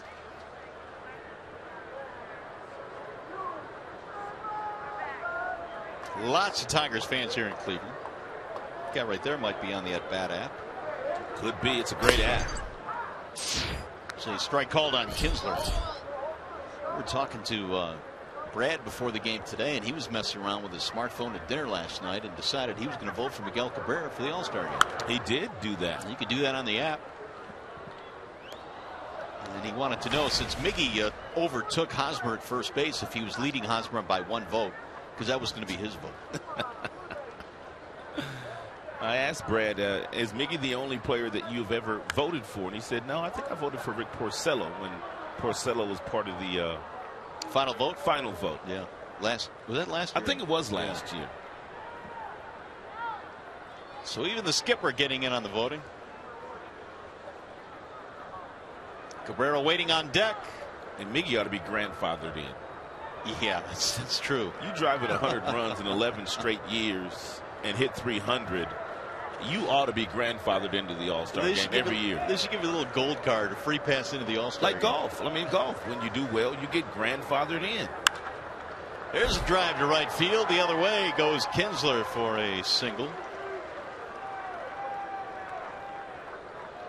Here are those updated numbers again. We showed you that Miggy has overtaken Hosmer now to the first base position. Infante's still out there along with the rest of the Royals and Trout. So it's Miggy and Trout and the Kansas City Royals. Yep. For now. I mean, Kipnis has to look at this situation and just think, man, what do I do? Well, he's having the best year of his career. Moustakas, there's a few third basemen as well that are having better years than him. Donaldson of the Toronto Blue Jays is having a superb season.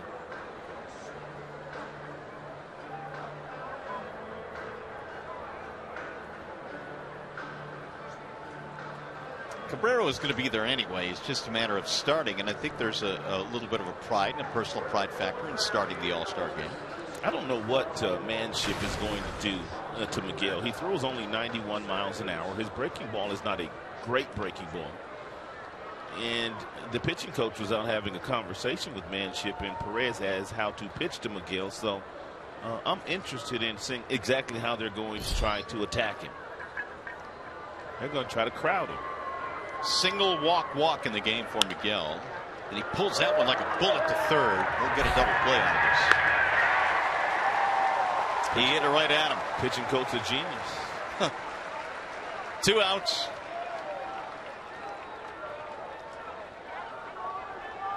Cabrera scalded that thing down to third base. That'll bring out Victor Martinez. Tigers offense is picking up right where it left off yesterday. And when they wore out the Yankees. Tigers had 15 hits yesterday and they scored 12 runs, and a lot of the hits left the building. Romine homered, JD 3 times, Victor played long ball.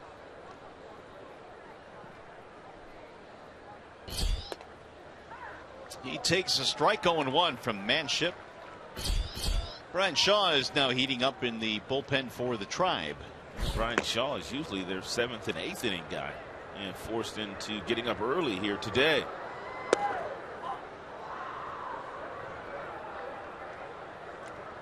One ball, one strike.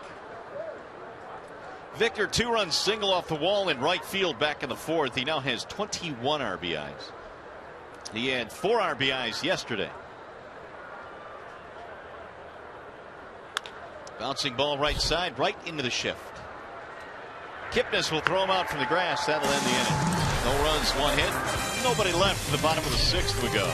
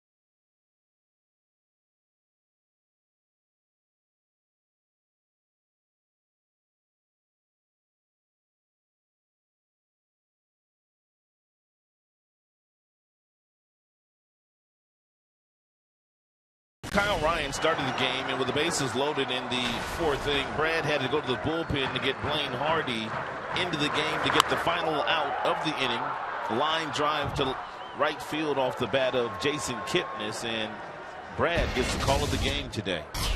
It's never an easy decision when you take out your starter in the fourth inning when you have a 4-run lead, but Brad was not going to squander this lead today.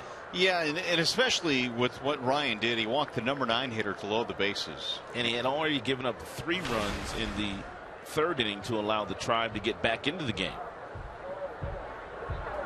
Santana will look at a strike to make it 0-2. Santana, Vilas, and then Brandon Moss here in the bottom of the 6th. I keep waiting for Carlos Santana's bat to wake up and for him to hit 270, 280. He always has decent power numbers. We talked about the fact that he walks quite a bit, but his wrist numbers aren't very good, and he just doesn't appear to be that kind of clutch batter to bat in the middle of the order. Well, he came in this year as a career 248 hitter as Wilson begins to heat up down the Detroit bullpen.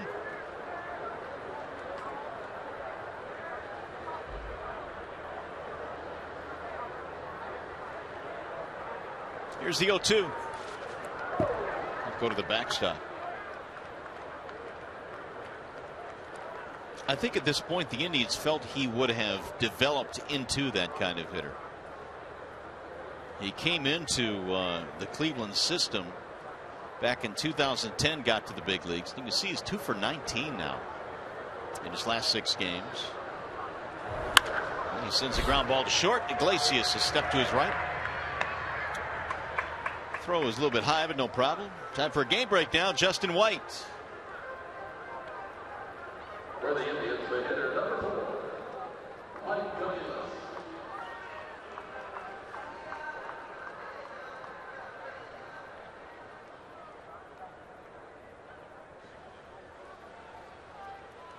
All right, Justin, here is what the standings look like in the Central. Tigers pulled within 5.5 with their win yesterday against the Yankees. Kansas City has a late start tonight. They're playing out on the West Coast against the Seattle Mariners. Mauer has equaled his home run total of all of 2014 with the 4 home runs he's hit already this year. How much of Mauer's inability to hit home runs is the ballpark, or just the fact that he's regressing as a hitter as he gets older? I think it's more the ballpark than anything. He has regressed, though. He's not the same hitter that was winning batting titles and MVPs and always in that conversation as the best left-hander in the game as he was for about 3 or 4 years. It's a bullet right to third at Romine. So I would say the ballpark has played into some of the declining numbers for Joe.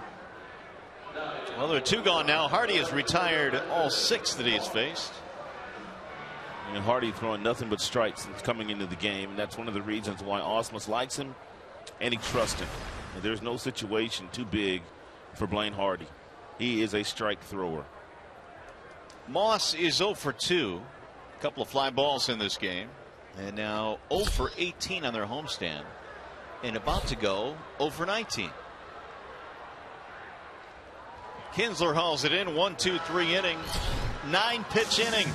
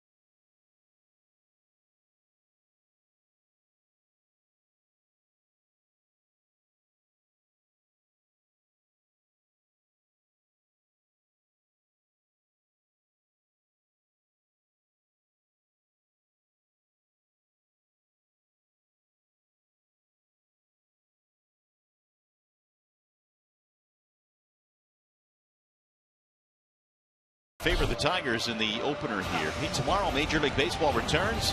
Matt Carpenter and the Cardinals take on Giancarlo Stanton and the Marlins. It's a game you can only see on Fox Sports 1. Coverage begins at 7 p.m. Eastern on Fox Sports 1 and streaming live on Fox Sports Go. Had a chance to see really how good Carpenter is when we played the Cardinals this year. Good player. 13th round draft choice. Fifth-year senior out of college. All he's done is hit for the St. Louis Cardinals. Brian Shaw now has come on for the Indians. And Shaw's got an outstanding cut fastball. He throws 70% cut fastballs. The other 30% are sliders. He's got good numbers. He's been in 31 contests, 23 2/3 innings. The ERA is very respectable. He throws a lot of strikes too. 21 strikeouts. He's only walked 8 so far this season. Manship retired 8 of the 9 he faced and also got a double play.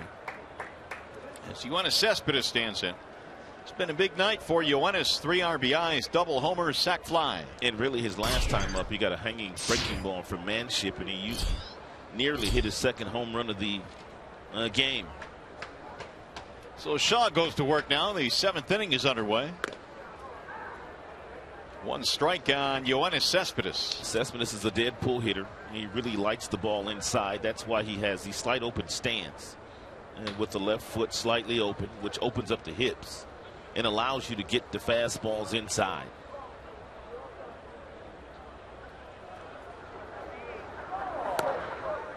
Ball up high, 1 ball, 1 strike. Which really surprised me when he hit that home run to right center field over the 375 sign earlier tonight. Might be his 2nd home run in that direction this season of the 10 total that he has. He'll drive this one foul to right field. And this is our Nissan drive of the game. Back in the 3rd inning, he went down to the bottom of the strike zone, got a fastball from Trevor Bauer, and that ball got out of here in less than 4 seconds. I thought the one that A-Rod hit in New York got out quickly. Right. This one got out even quicker, and you're right, only 2 to right field.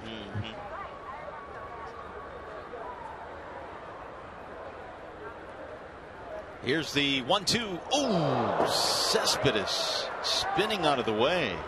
It's a breaking ball, not a fastball. Kind of in the bicep area. And Yoenis stayed in there a little bit too long and could not get out of the way of that hanging breaking ball thrown by Shaw. The batter for Detroit, the right fielder, J.D. Martinez. Leadoff man on for the Tigers.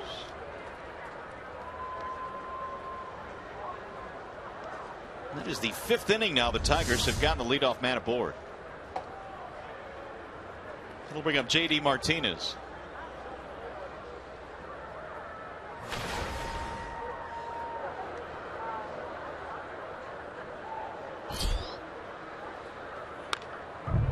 J.D. had a rip 0-1. Shaw last season appeared in 80 games, which led American League relievers 80. He threw 76 in a 3rd innings out of their bullpen. Yeah, Tito had to dip into that bullpen a lot last year, and Tito is the manager. And Terry Francona, a lot of people call him Tito. Tito was his dad's name. Dad was a good baseball player who played for Cleveland. Way outside. And that's the first time that Cespedes has been hit by a pitch this year.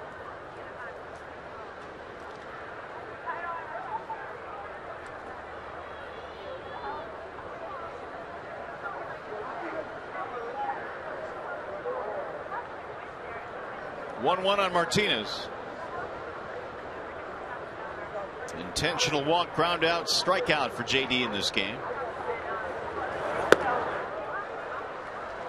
91 in the fastball, right at the letters, and the count now 1-2 on JD.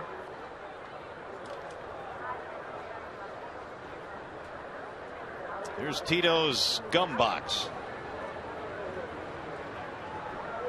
It's more like a barrel. Nobody else can go near it. That's his right-hand man, too. And right to his left, Brad Mills. They've been together for a long time. A couple of U of A guys, right? They played collegiately together. They won a championship at the University of Arizona. They became best friends there. and every managerial job that Terry Francona has had, and Brad has been on his coaching staff. Brad had a brief managerial stint with the Houston Astros. Swing and a miss, and JD goes down. Second time he's fanned tonight, one away. You can see there's a lot of trust in Brad Mills by the manager, Francona. He allows him to control the running game. Here's McCann.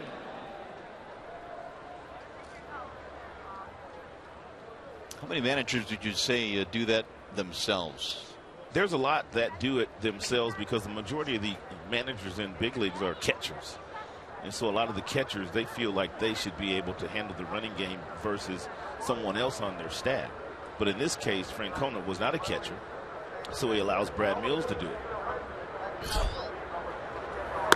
McCann takes ball one high. Leland used to handle the running game. Of course, Jim was a former catcher. And Brad handles the game himself. You know, Brad played in the big leagues for 18 years. You know, Socha handles his own game.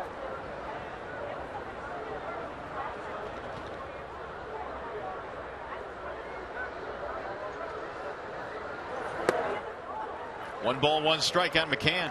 Shaw has a really good cut fastball, one of the better cut fastballs in the major leagues.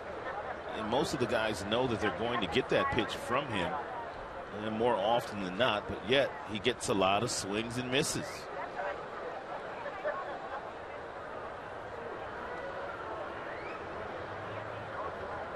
Shaw had an ERA of about 2.5 last year in the major leagues. Broke in with the Diamondbacks over in the National League. And he came over in the deal that brought Trevor Bauer over here. Bauer tonight from the get-go, Rod, just didn't seem to have, I mean, his stuff is always good, but he just ran into trouble early in this game, and a lot of it. It was almost like he was pitching a little afraid out there tonight. And I don't like saying that, but it did appear that way to me, that he had watched the Tigers really pound the other Cleveland pitchers all year long, and he just was not throwing a lot of strikes. Strike called on McCann. And the flip side of that is you have to give the Tigers a lot of credit because they were told that he loved the curveball, and most of the curveballs that Bauer throws are balls. And for the most part, the Tigers were not swinging at those pitches this evening.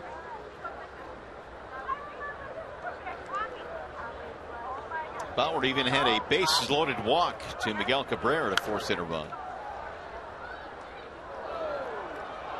2-2 on McCann.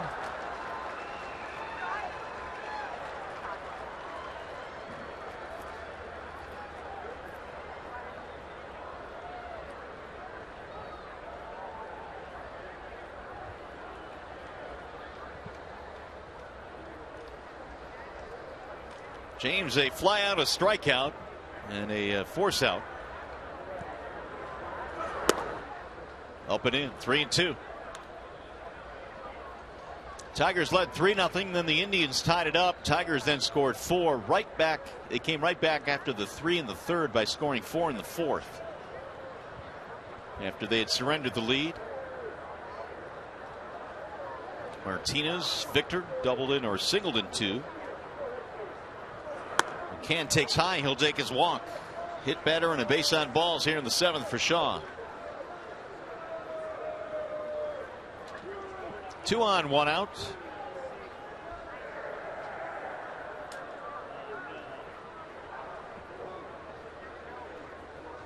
Back to the telephone go the Indians.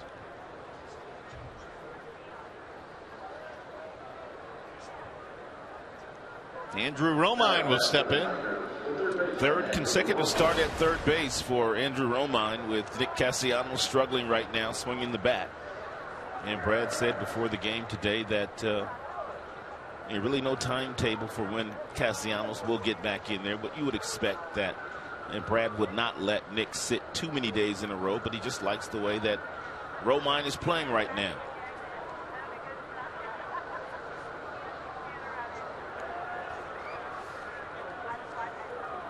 And he shows bunt. More action in their bullpen. The right-hander Webb beginning to heat up.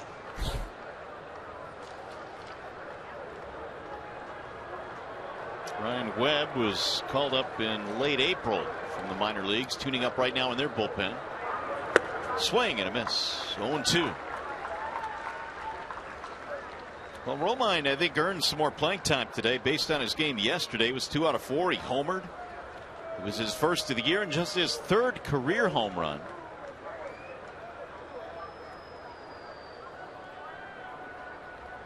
Here's the 0-2. Swing and a miss. 93-mile-an-hour fastball struck him out. Second strikeout of the inning for Shaw. 2 gone. He's going to bring up Iglesias.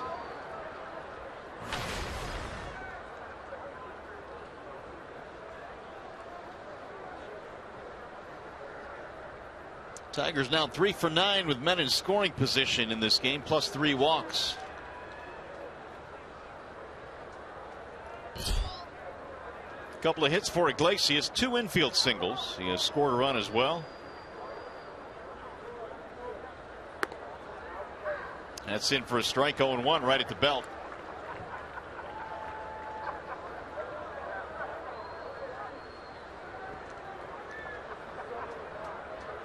.433 against Indians pitching this year. We've talked about some of the big bats in the middle of the lineup. Iglesias has gotten it done too. Yeah, we were commenting on that a couple of innings ago because Iglesias is always on the bases, and Ghost and Rajay Davis and Kinsler this year against tri-pitching, they get forced into pitching to Miggy and JD and Cespedes, and those guys have been doing major damage all year against tri-pitching, driving in runs in bunches. Well, Iglesias was on base 3 times in the game yesterday against the Yankees, 2 more times tonight. If you're going to have any success whatsoever against the Tigers, you have to get the smaller guys out, and which allows you to pitch around that guy.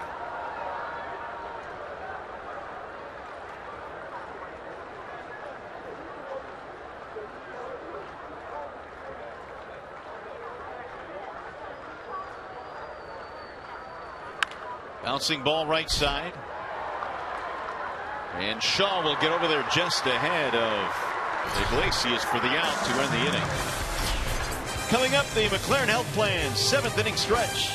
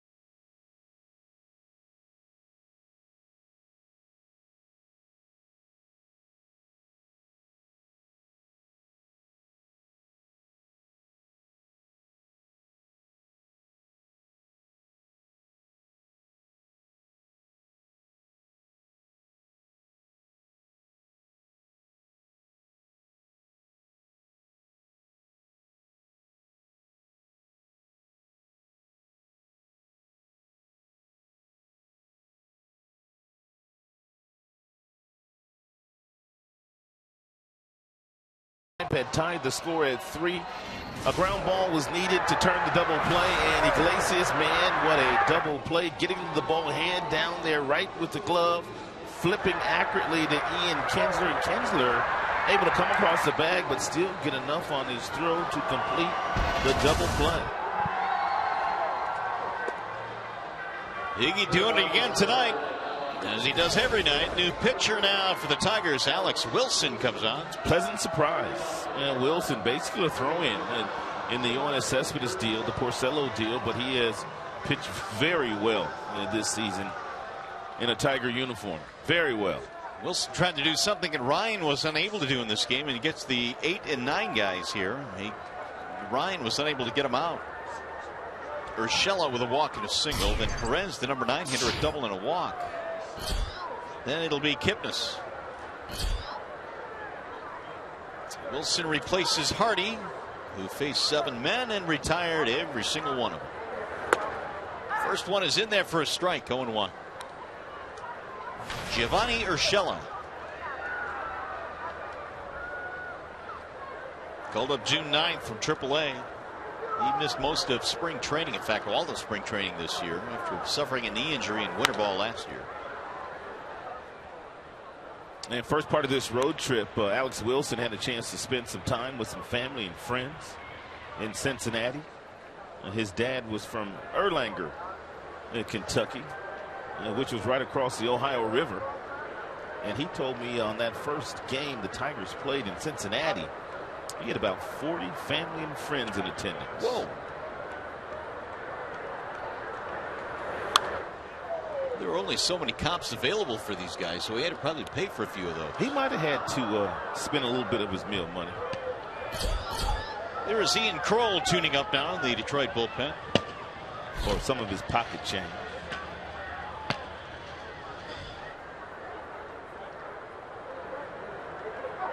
Oh, 2.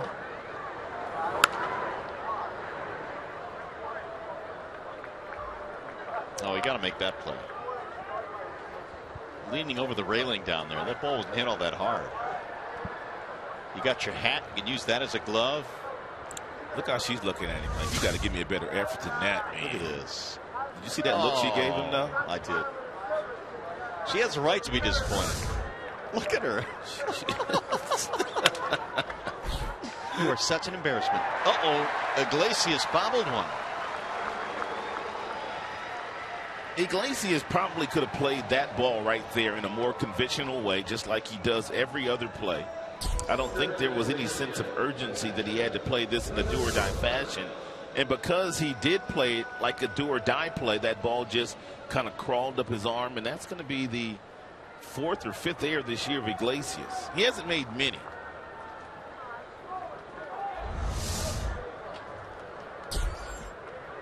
That would be his 5th error of the year. So Urshela is on again, and that'll bring up the number 9 hitter, Perez.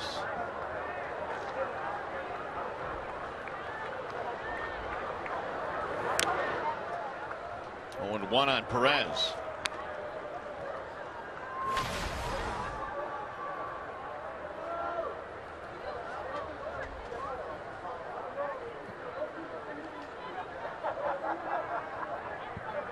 Double and a walk. Perez has also scored a run.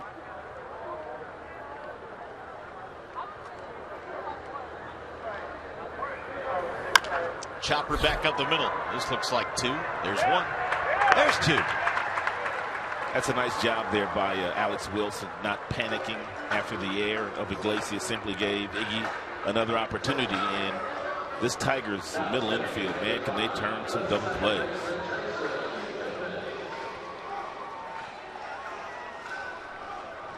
Ian Kinsler is celebrating a birthday today. Is he? Yes, he is. 68th double play for the Tigers, 4th in the American League. How old is Ian today? I don't know. I wasn't expecting you to ask me that question. I'm going to have to look it up now. They'll look it up for us in the truck. All right. Look up how old Kinsler is. Yes, please. Thank you. Iglesias put out a nice picture. I think it was on Twitter of him and Kinsler during spring training. They had a picture taken together, and Iglesias wishing a happy birthday to my good buddy Ian Kinsler. And those two have kind of grown together now as a really good double play combination. They're partners now. Yeah, they're kind of attached at the hip now. Yeah, and they've done really good work.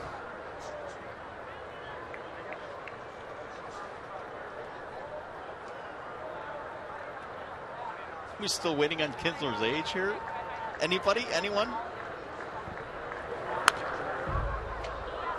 It's fouled back out of play. Well, he's born in '82, so they're telling us he's 33. Don't make me do math. He's 33. Jeez Louise. All right, 33. He's born in '82. That doesn't mean anything to me. You college graduate, you can figure that out real quick. Eventually. Here's the 1-2. It's hit hard just by a diving birthday boy. And a 2-out single for Kipnis. And Kipnis continues to swing that hot stick. He has just been really consistent all year long. This little breaking ball off the outside plate that got way too much plate, and that bat never moves of Kipnis. He's very still in that batter's box, not a lot of moving parts. And he's got some exceptional hand-eye coordination. It'll bring up Francisco Lindor, who has a single, sacrifice, and a fly ball. He's made a couple of really nice plays today at the shortstop position, Lindor.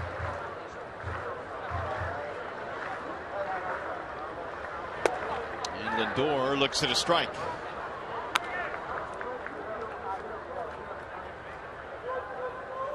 With that base hit, Kipnis now has tied Miguel Cabrera. They're each at 347 for the league lead in hitting. Kipnis now has 94 hits overall. Lindor waits on the 0-1.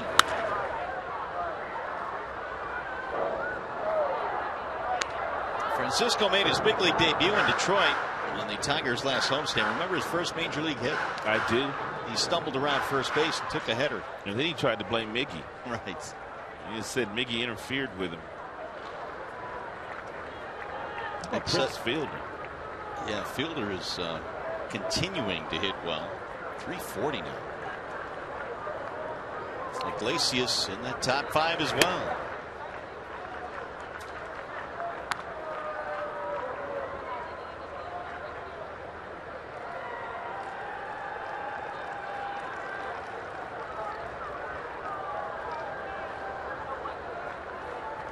One and two.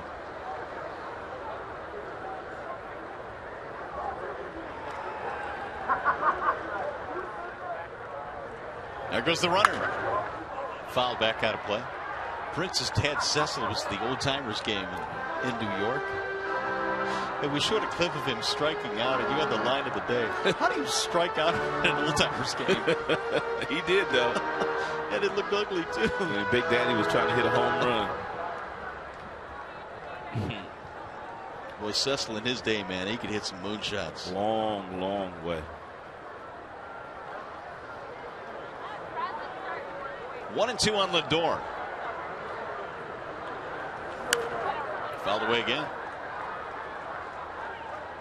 And Cecil really got his career started after going to Japan for 1 year. Went to Japan and hit a bunch of home runs 1 year. I believe it was 1989. I was over there with Prince. He played for the Hanshin Tigers. Cecil. Cecil. He played for the Hanshin Tigers. Hit a bunch of home runs, and he came back stateside after that and to hit a ton of home runs. Went on to have a really good big league career. And that's not usually the norm. Once you go to Japan, most guys don't come back and have a lot of success. Strikeout of Lindor ends the 7th. We go to the 8th.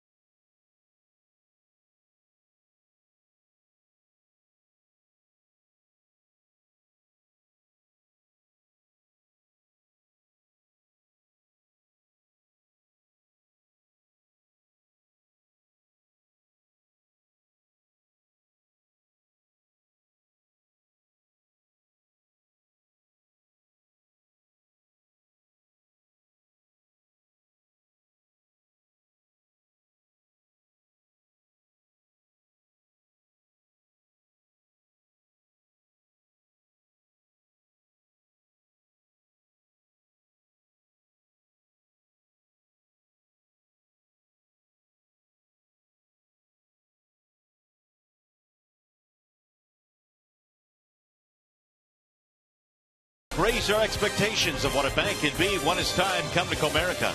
Your Metro Detroit Chevy dealers. Visit ChevyDetroit.com to see why Chevy drives the Motor City. Wall-side windows, we can do that. We are the factory.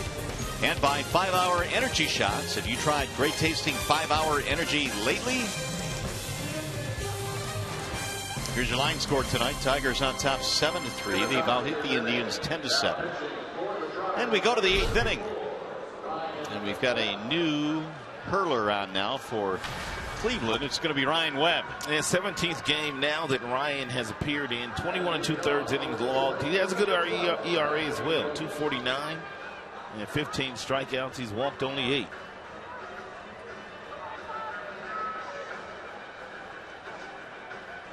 So Webb is getting ready to face the top of the order. That will be Ghost, then Kinsler, and then Cabrera.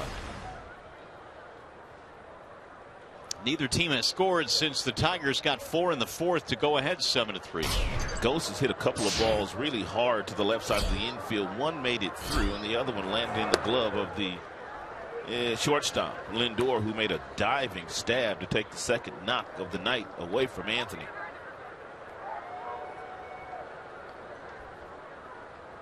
Lindor can pick it. We know that. We saw him do it a couple of times tonight. I'm sure he'll do it quite a bit in his career. Here's the 0-1 pitch. Webb last year pitched for Baltimore. 51 appearances out of their bullpen. He came up with the Padres and played for the Marlins as well. Ghost has 1 homer this year. He hit it right here in this ballpark against the ace of the Cleveland Indians, Corey Kluber, the last time the Tigers were here. Led off a game with that home run, as a matter of fact. There's action in the Tigers bullpen. Jabba Chamberlain.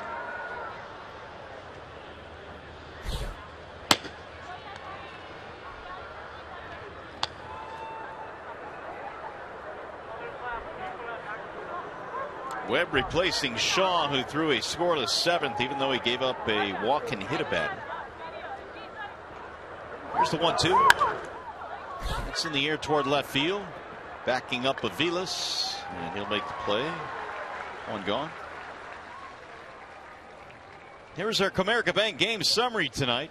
It's been a big night for Cespedes. He's homered in this game. He's knocked in 3. Blaine Hardy really did a nice job out of the bullpen tonight.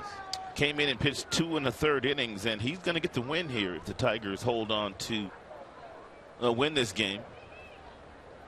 The Tiger bullpen, we're talking about Hardy and Wilson, have thrown strikes at a bunch of them. 33 of their 41 pitches have been strikes. In place of Kyle Ryan, who started but could not get through 5 innings tonight.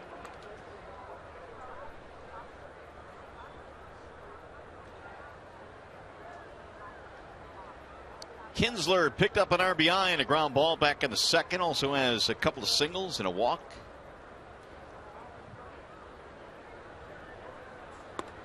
And missed inside.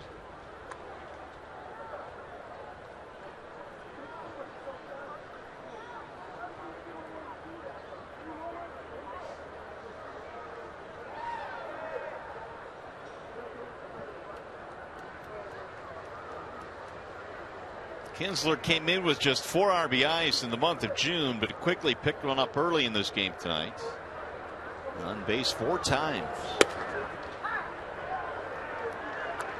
Webb's got some nice sink on his fastball, low 3/4 arm slot. He really turns the ball over nicely.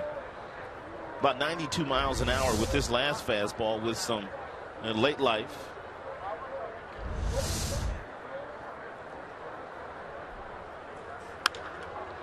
To center field.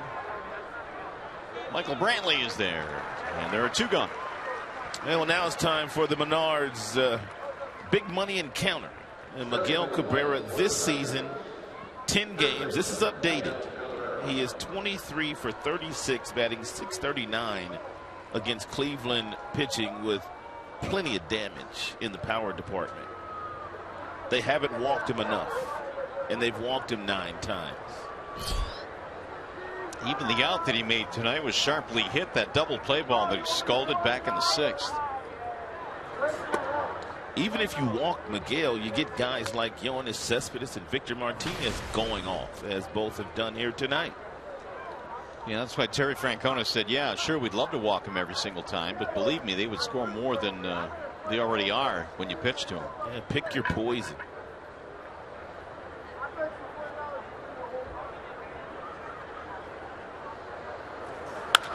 I'll shoot that one the other way, just out of the reach of Kipnis. So Cabrera singles with 2 outs.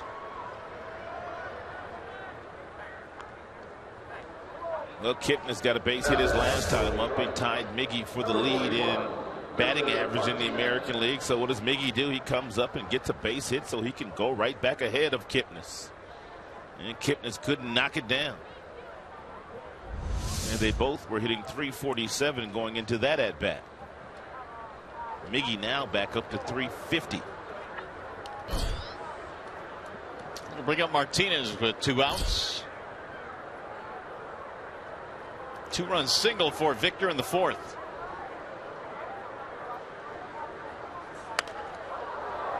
I don't say this in a bad way. No disrespect to any of the major league pitchers that are in the big leagues. They're all here for a reason because they're all very good. But there are just some pitchers in the big leagues that aren't a good matchup for Miguel. I mean, there's just some guys that just do not have enough tricks in their bags to get him out.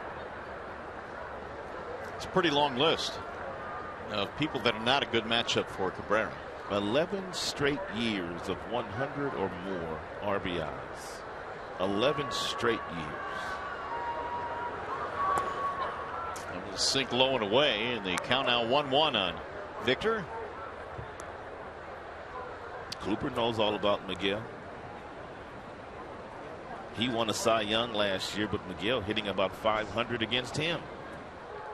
571. I'm sorry, Miggy. Well, it's not quite good enough. It's 571. 5 home runs off Kluber.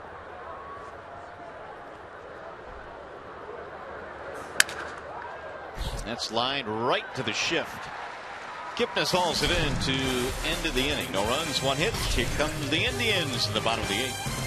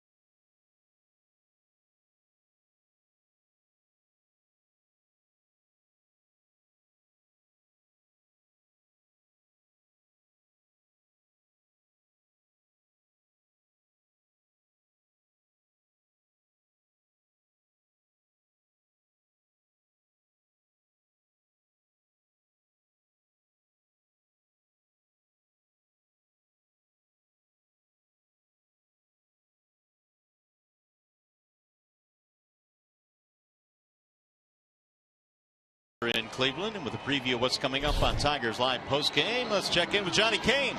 Well, thanks, Mario. Hopefully I get a chance to catch up with number 24 over here, who's continuing his dominance over the Cleveland Indians. Also, Victor Martinez, as we know, made his debut on Friday, but these last couple of days really finding himself there, so hopefully catch up with him. And certainly we'll get the post-game remarks of the manager, Brad Ausmus, as well. Justin White's back in studio holding it down at the Coliseum Studios, and I do want to say I misspoke a little bit earlier. I do believe I called Miguel Cabrera Mario.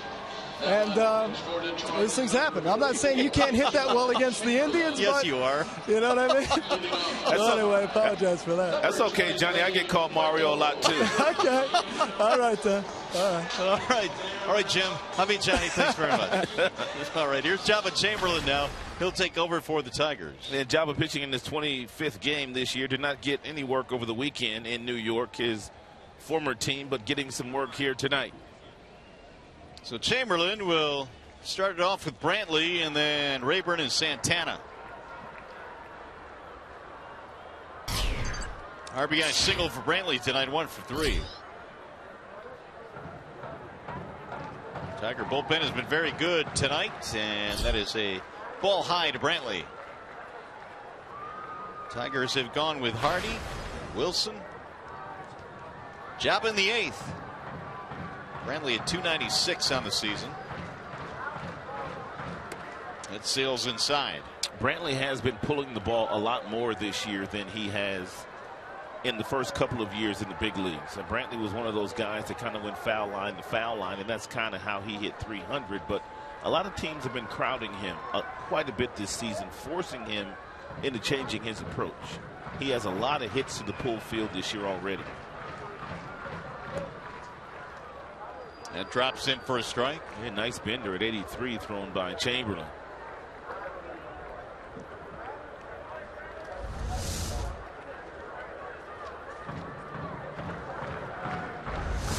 Well, last year's approach for Brantley got him to the All-Star game.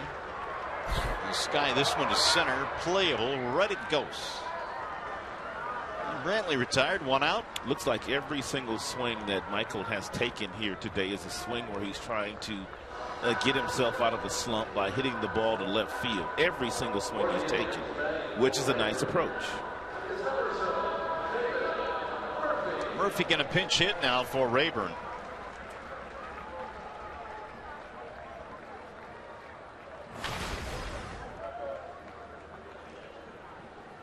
.317 batting average, 3 for 9 career against Jabba with the home run. 7-3 Tigers lead. We're in the bottom of the 8th. That's right down the middle of the plate, 0-1.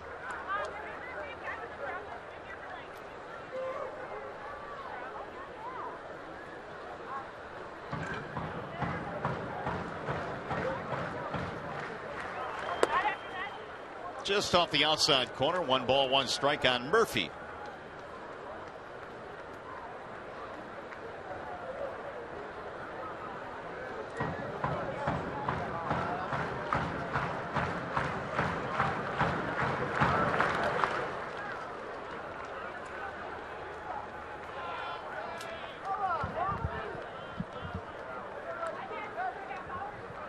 Murphy this year has 6 pinch hits.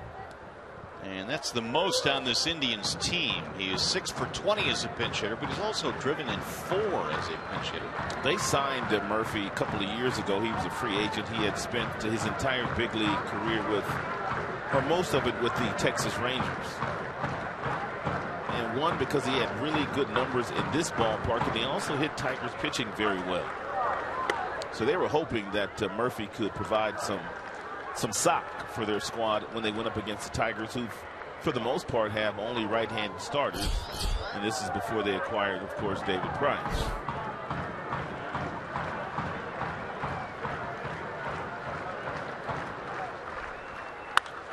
Murphy takes a breaking ball and drills it foul down the right field line. Murphy has not been an everyday player, but when he is in there, he does provide some pretty good offense. We mentioned a .317 batting average.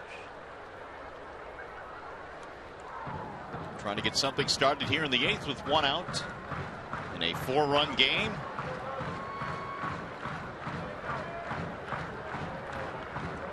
Tigers, will they win here tonight, would go to 8-2 in the season series against the Indians. High fly ball, right field, hit deep. Martinez back to the wall, looking up, and that ball's out of here. It's a home run in a pinch for David Murphy. His 4th of the year. He got a breaking ball and drilled it.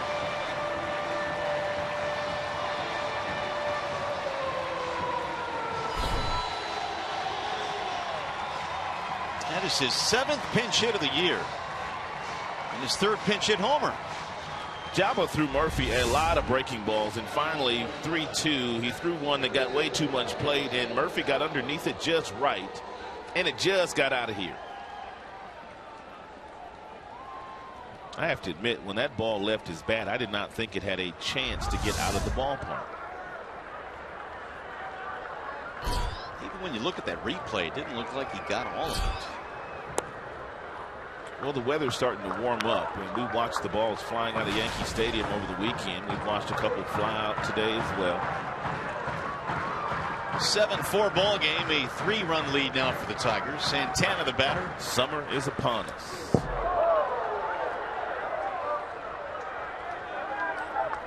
And we gave you some numbers earlier regarding Victor Martinez and what he has been able to do as a visitor in this park. Of course, Murphy now plays most of his games here, but he did most of this damage when he was playing for the Texas Rangers, and that's one of the reasons why they acquired him.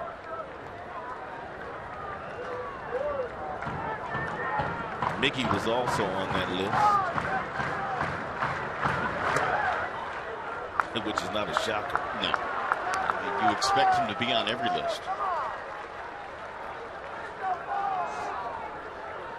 So of Murphy's 7 pinch hits this year, 3 of them are homers. Really? And Java throws a strike. Santana thought that missed. Thought it was a little bit high.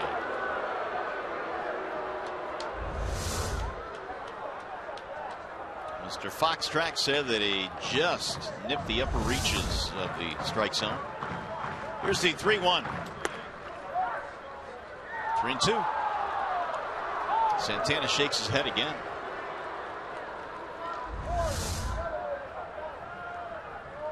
And a couple of borderline pitches given to Jabba Chamberlain by Gary Cederstrom. Soria and Kroll now in the Detroit bullpen. And the last thing that Brad wants to do is bring Soria out of the bullpen here in the 8th. Little pop up. Kinsler back to the grass already, is there to make the play. 2 gone. See Albuquerque in the bullpen? I did. Looked like he was hanging out at the beach.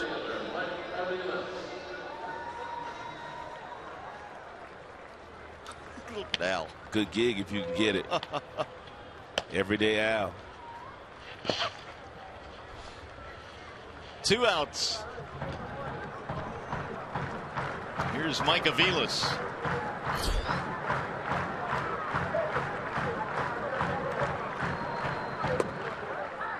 It's in there for a strike. 0-1 on Aviles.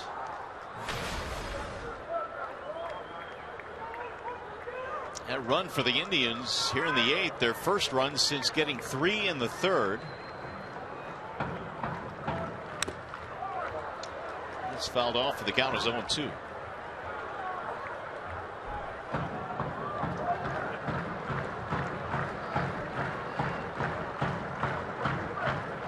Jabba not much trust in his fastball here in the 8th inning. And he has thrown a total of 18 pitches, and the majority of them have been off-speed pitches.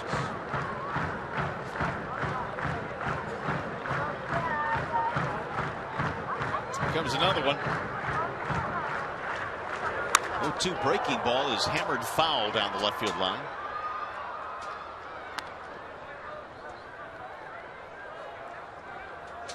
And Jabba might want to go with a fastball either off the plate a few inches to see if he can get Aviles to swing through it, or go upstairs with one fastball. Jabba's got a 94-mile-per-hour fastball.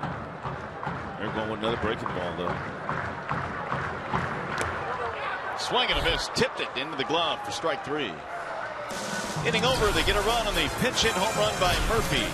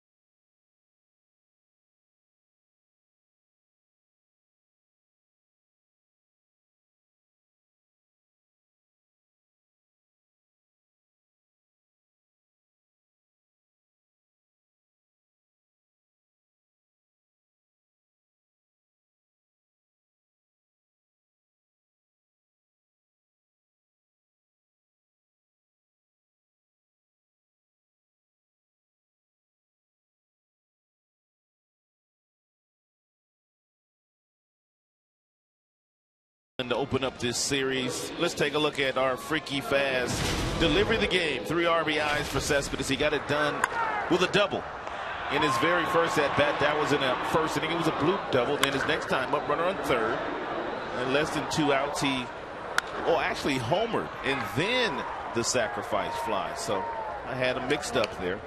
Home run went to right center field. So the Indians are back into their bullpen now. Scott Atchison will take over. Atchison came off the disabled list when the Tribe were visiting Comerica Park the last time the Indians were there, and he gave him a couple of big hits. Didn't make it out of the inning. I don't think he got an out.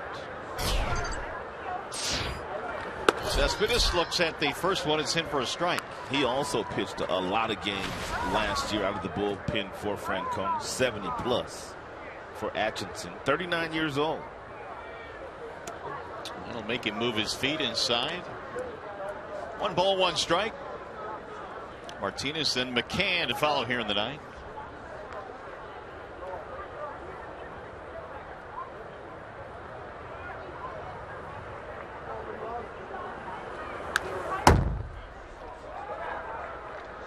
One and 2.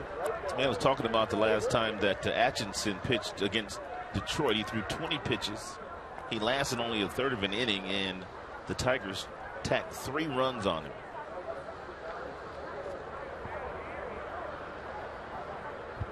Atchison follows Webb, who followed Shaw. Manship also pitched. Bauer didn't go very long tonight. Knocked out in the 4th by the Tigers. Slice to right field, another hit. Have a day, Cespedes. Yoenis now has a single to go with his double and homer. And sac fly. Been on base 4 times tonight. For the Tigers, the right fielder, now at the plate, J.D. Martinez. We'll bring up J.D. Martinez. Ian Kinsler batting in that 2 spot. Been on base 3 times. Miguel has been on base 4 times. Victor couple times. You just mentioned Cespedes 4 times, so they've been getting it done 2 through 6 tonight. Good bender, good location there for Atchison. 0-1 on Martinez. JD is 0 for 3, couple of punch outs tonight, plus a ground out, intentional walk as well. Same pitch, this time Martinez laid off. And 3 homers yesterday in the Bronx for JD. And we can give him a mulligan today if he doesn't get one. Free pass.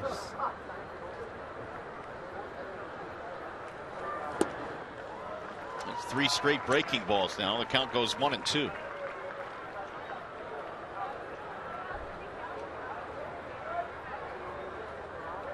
Twelve Tigers hits in this game. 8 for the Indians. We're in the 9th.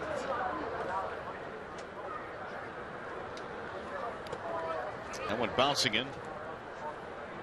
2-2. Price on the hill tomorrow for the Tigers. This will be a 3-game set here before the Tigers return back home.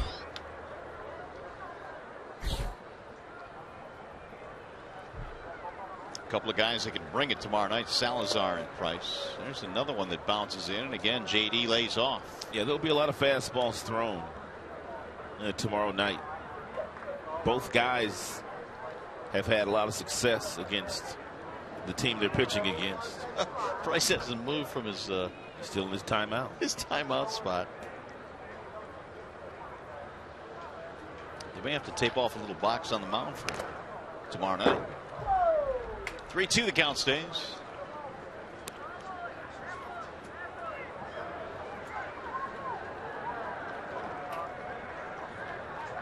James McCann will be next.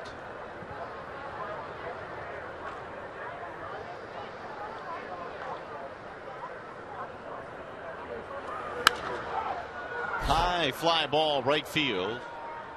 The ballpark will hold this one. Moss makes the catch. Cespedes tagging but holding. Cespedes playing with his former teammate in Moss, and both guys played in Oakland last year. For Detroit, now hitting catcher James McCann. Here's McCann.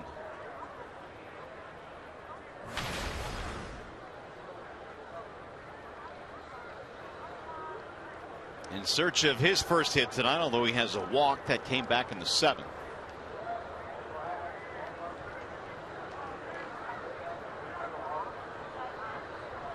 Tigers took control of this game with a 4-run 4th inning. After the Indians had tied it up at 3, they scored 4 in the 4th.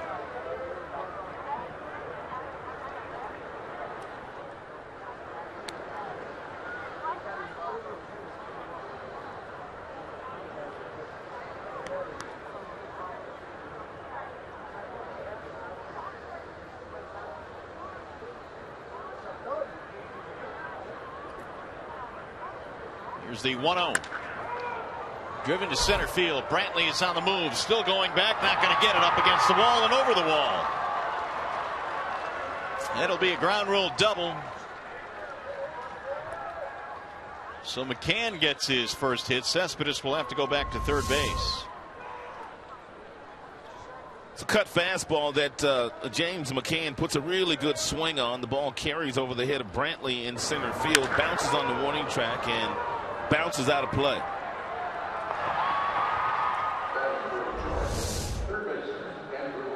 So McCann gets his 10th double. That is the 13th Tigers hit.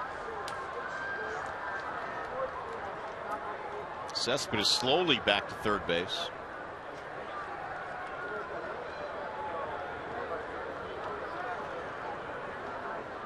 Stretching out a hamstring. That's what it looks like. He stretches a lot. You watch him when he's in the outfield, he's always stretching. Reminds me a lot of Ichiro Suzuki. So here is Romine with the infield in. Tigers leading by 3. Ichiro would always stretch in the outfield. He'd be stretching in the on-deck circle. Swing and a miss. 1 ball, 1 strike. And they weren't simple stretches either with Ichiro. Nick Hagedorn warming up in the bullpen for the Indians. I'm going to do some yoga one of these days. Let me know how that goes. They say it's great for you. I'm going to try it one day. Are you? I don't know if I want to do that hot yoga first. I don't know which one. I'm going to try it though.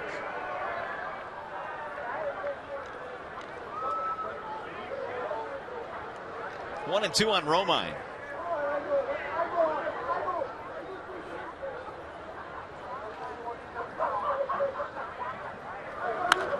Fouled away. I've done some basic yoga moves, and those are tough enough for me. But it's always amazing those that, and a lot of more athletes are getting into yoga now to increase their flexibility and their concentration as well. Nice stress release.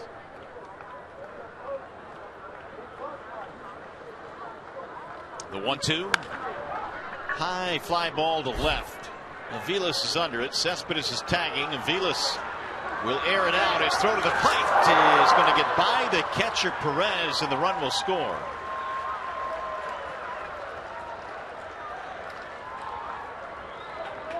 Romine gets an RBI.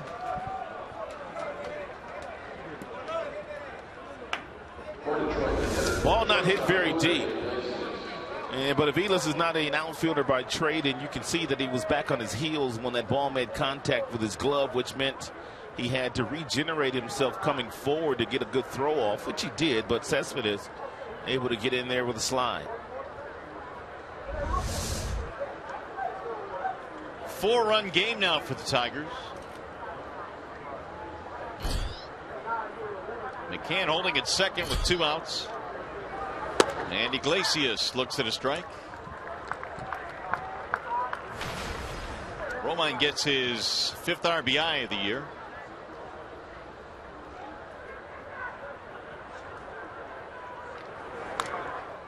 Off the end of the bat, 0-2.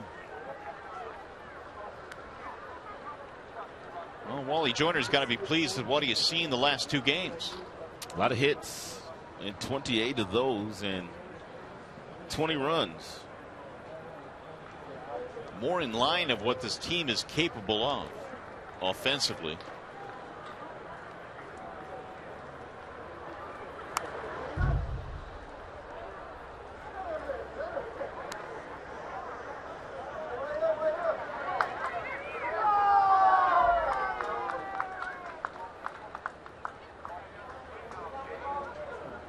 Indians pitching has thrown a lot of pitches tonight. 5 out of the 9 innings they've gone 20 or more.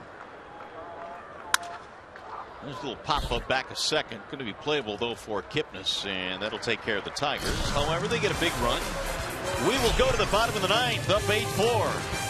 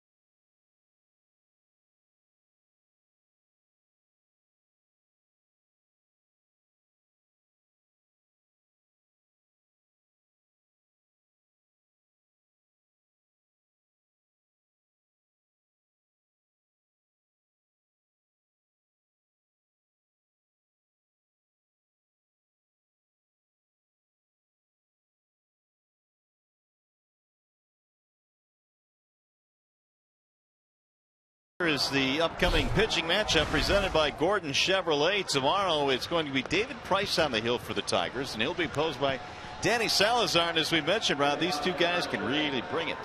Salazar throws 98 miles an hour. He has struck out 91 batters this year. He's walked only 19. And David Price not too far behind Salazar with 88 strikeouts, only 21 base on balls. So tomorrow night, there will be a lot of fastballs thrown. There's Danny getting ready for his matchup with David Price tomorrow. And more importantly, he's getting ready for his matchup against Miguel Cabrera, because Miguel Cabrera has taken him deep a couple of times.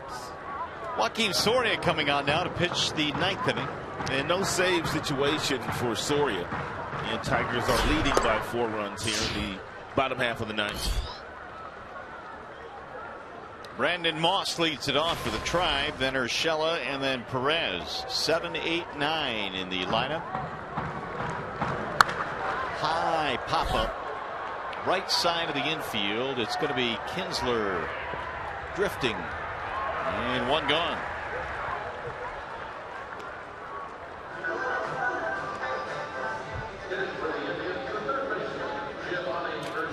Here's Giovanni Urshela.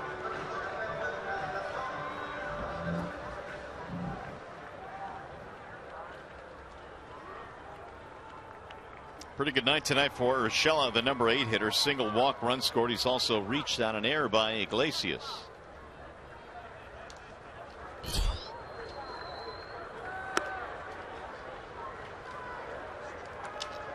Soria replaces Jabba Chamberlain, who pitched in the 8th. Tigers have also gone with Hardy and Wilson tonight. Hardy and Wilson were really good. Jabba gave up the pinch hit home run. The only run he gave up in the 8th. 2 balls, no strikes.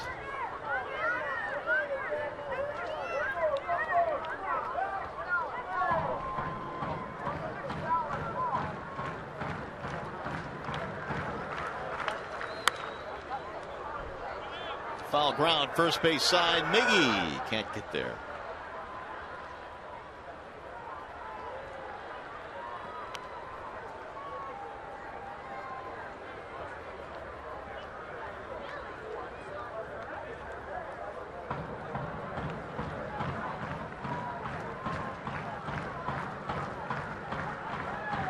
Two and 1 on Giovanni Urshela.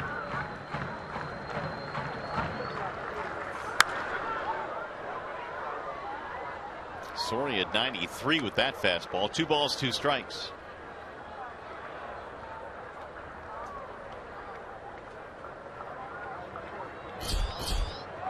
Here's Perez waiting on deck.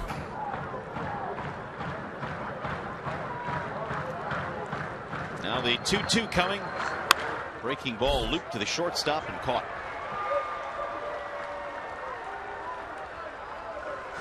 One more out to get for Joakim Soria.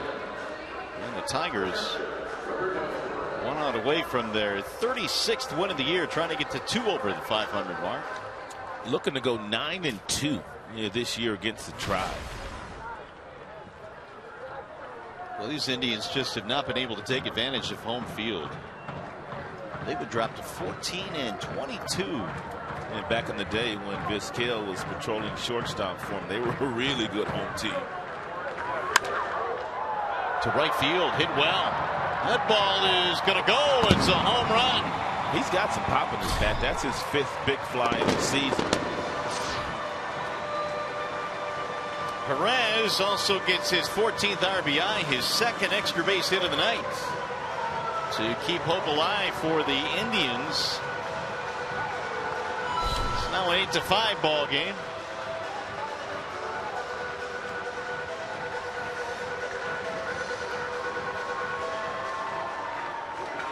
It's a fastball that's right down the middle and 90 miles an hour, and it's a good swing put on it by Perez. That'll bring up Kipnis. That run the Tigers got was a big one because there's still a 3-run game here. 9 hits now for the Indians. Kipnis has 2 of those, single double.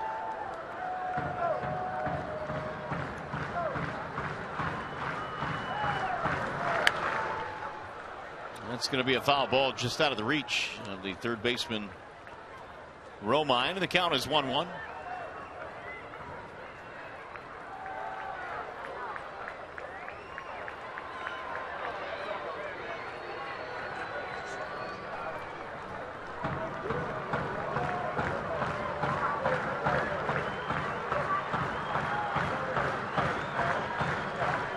Here's the 1-1.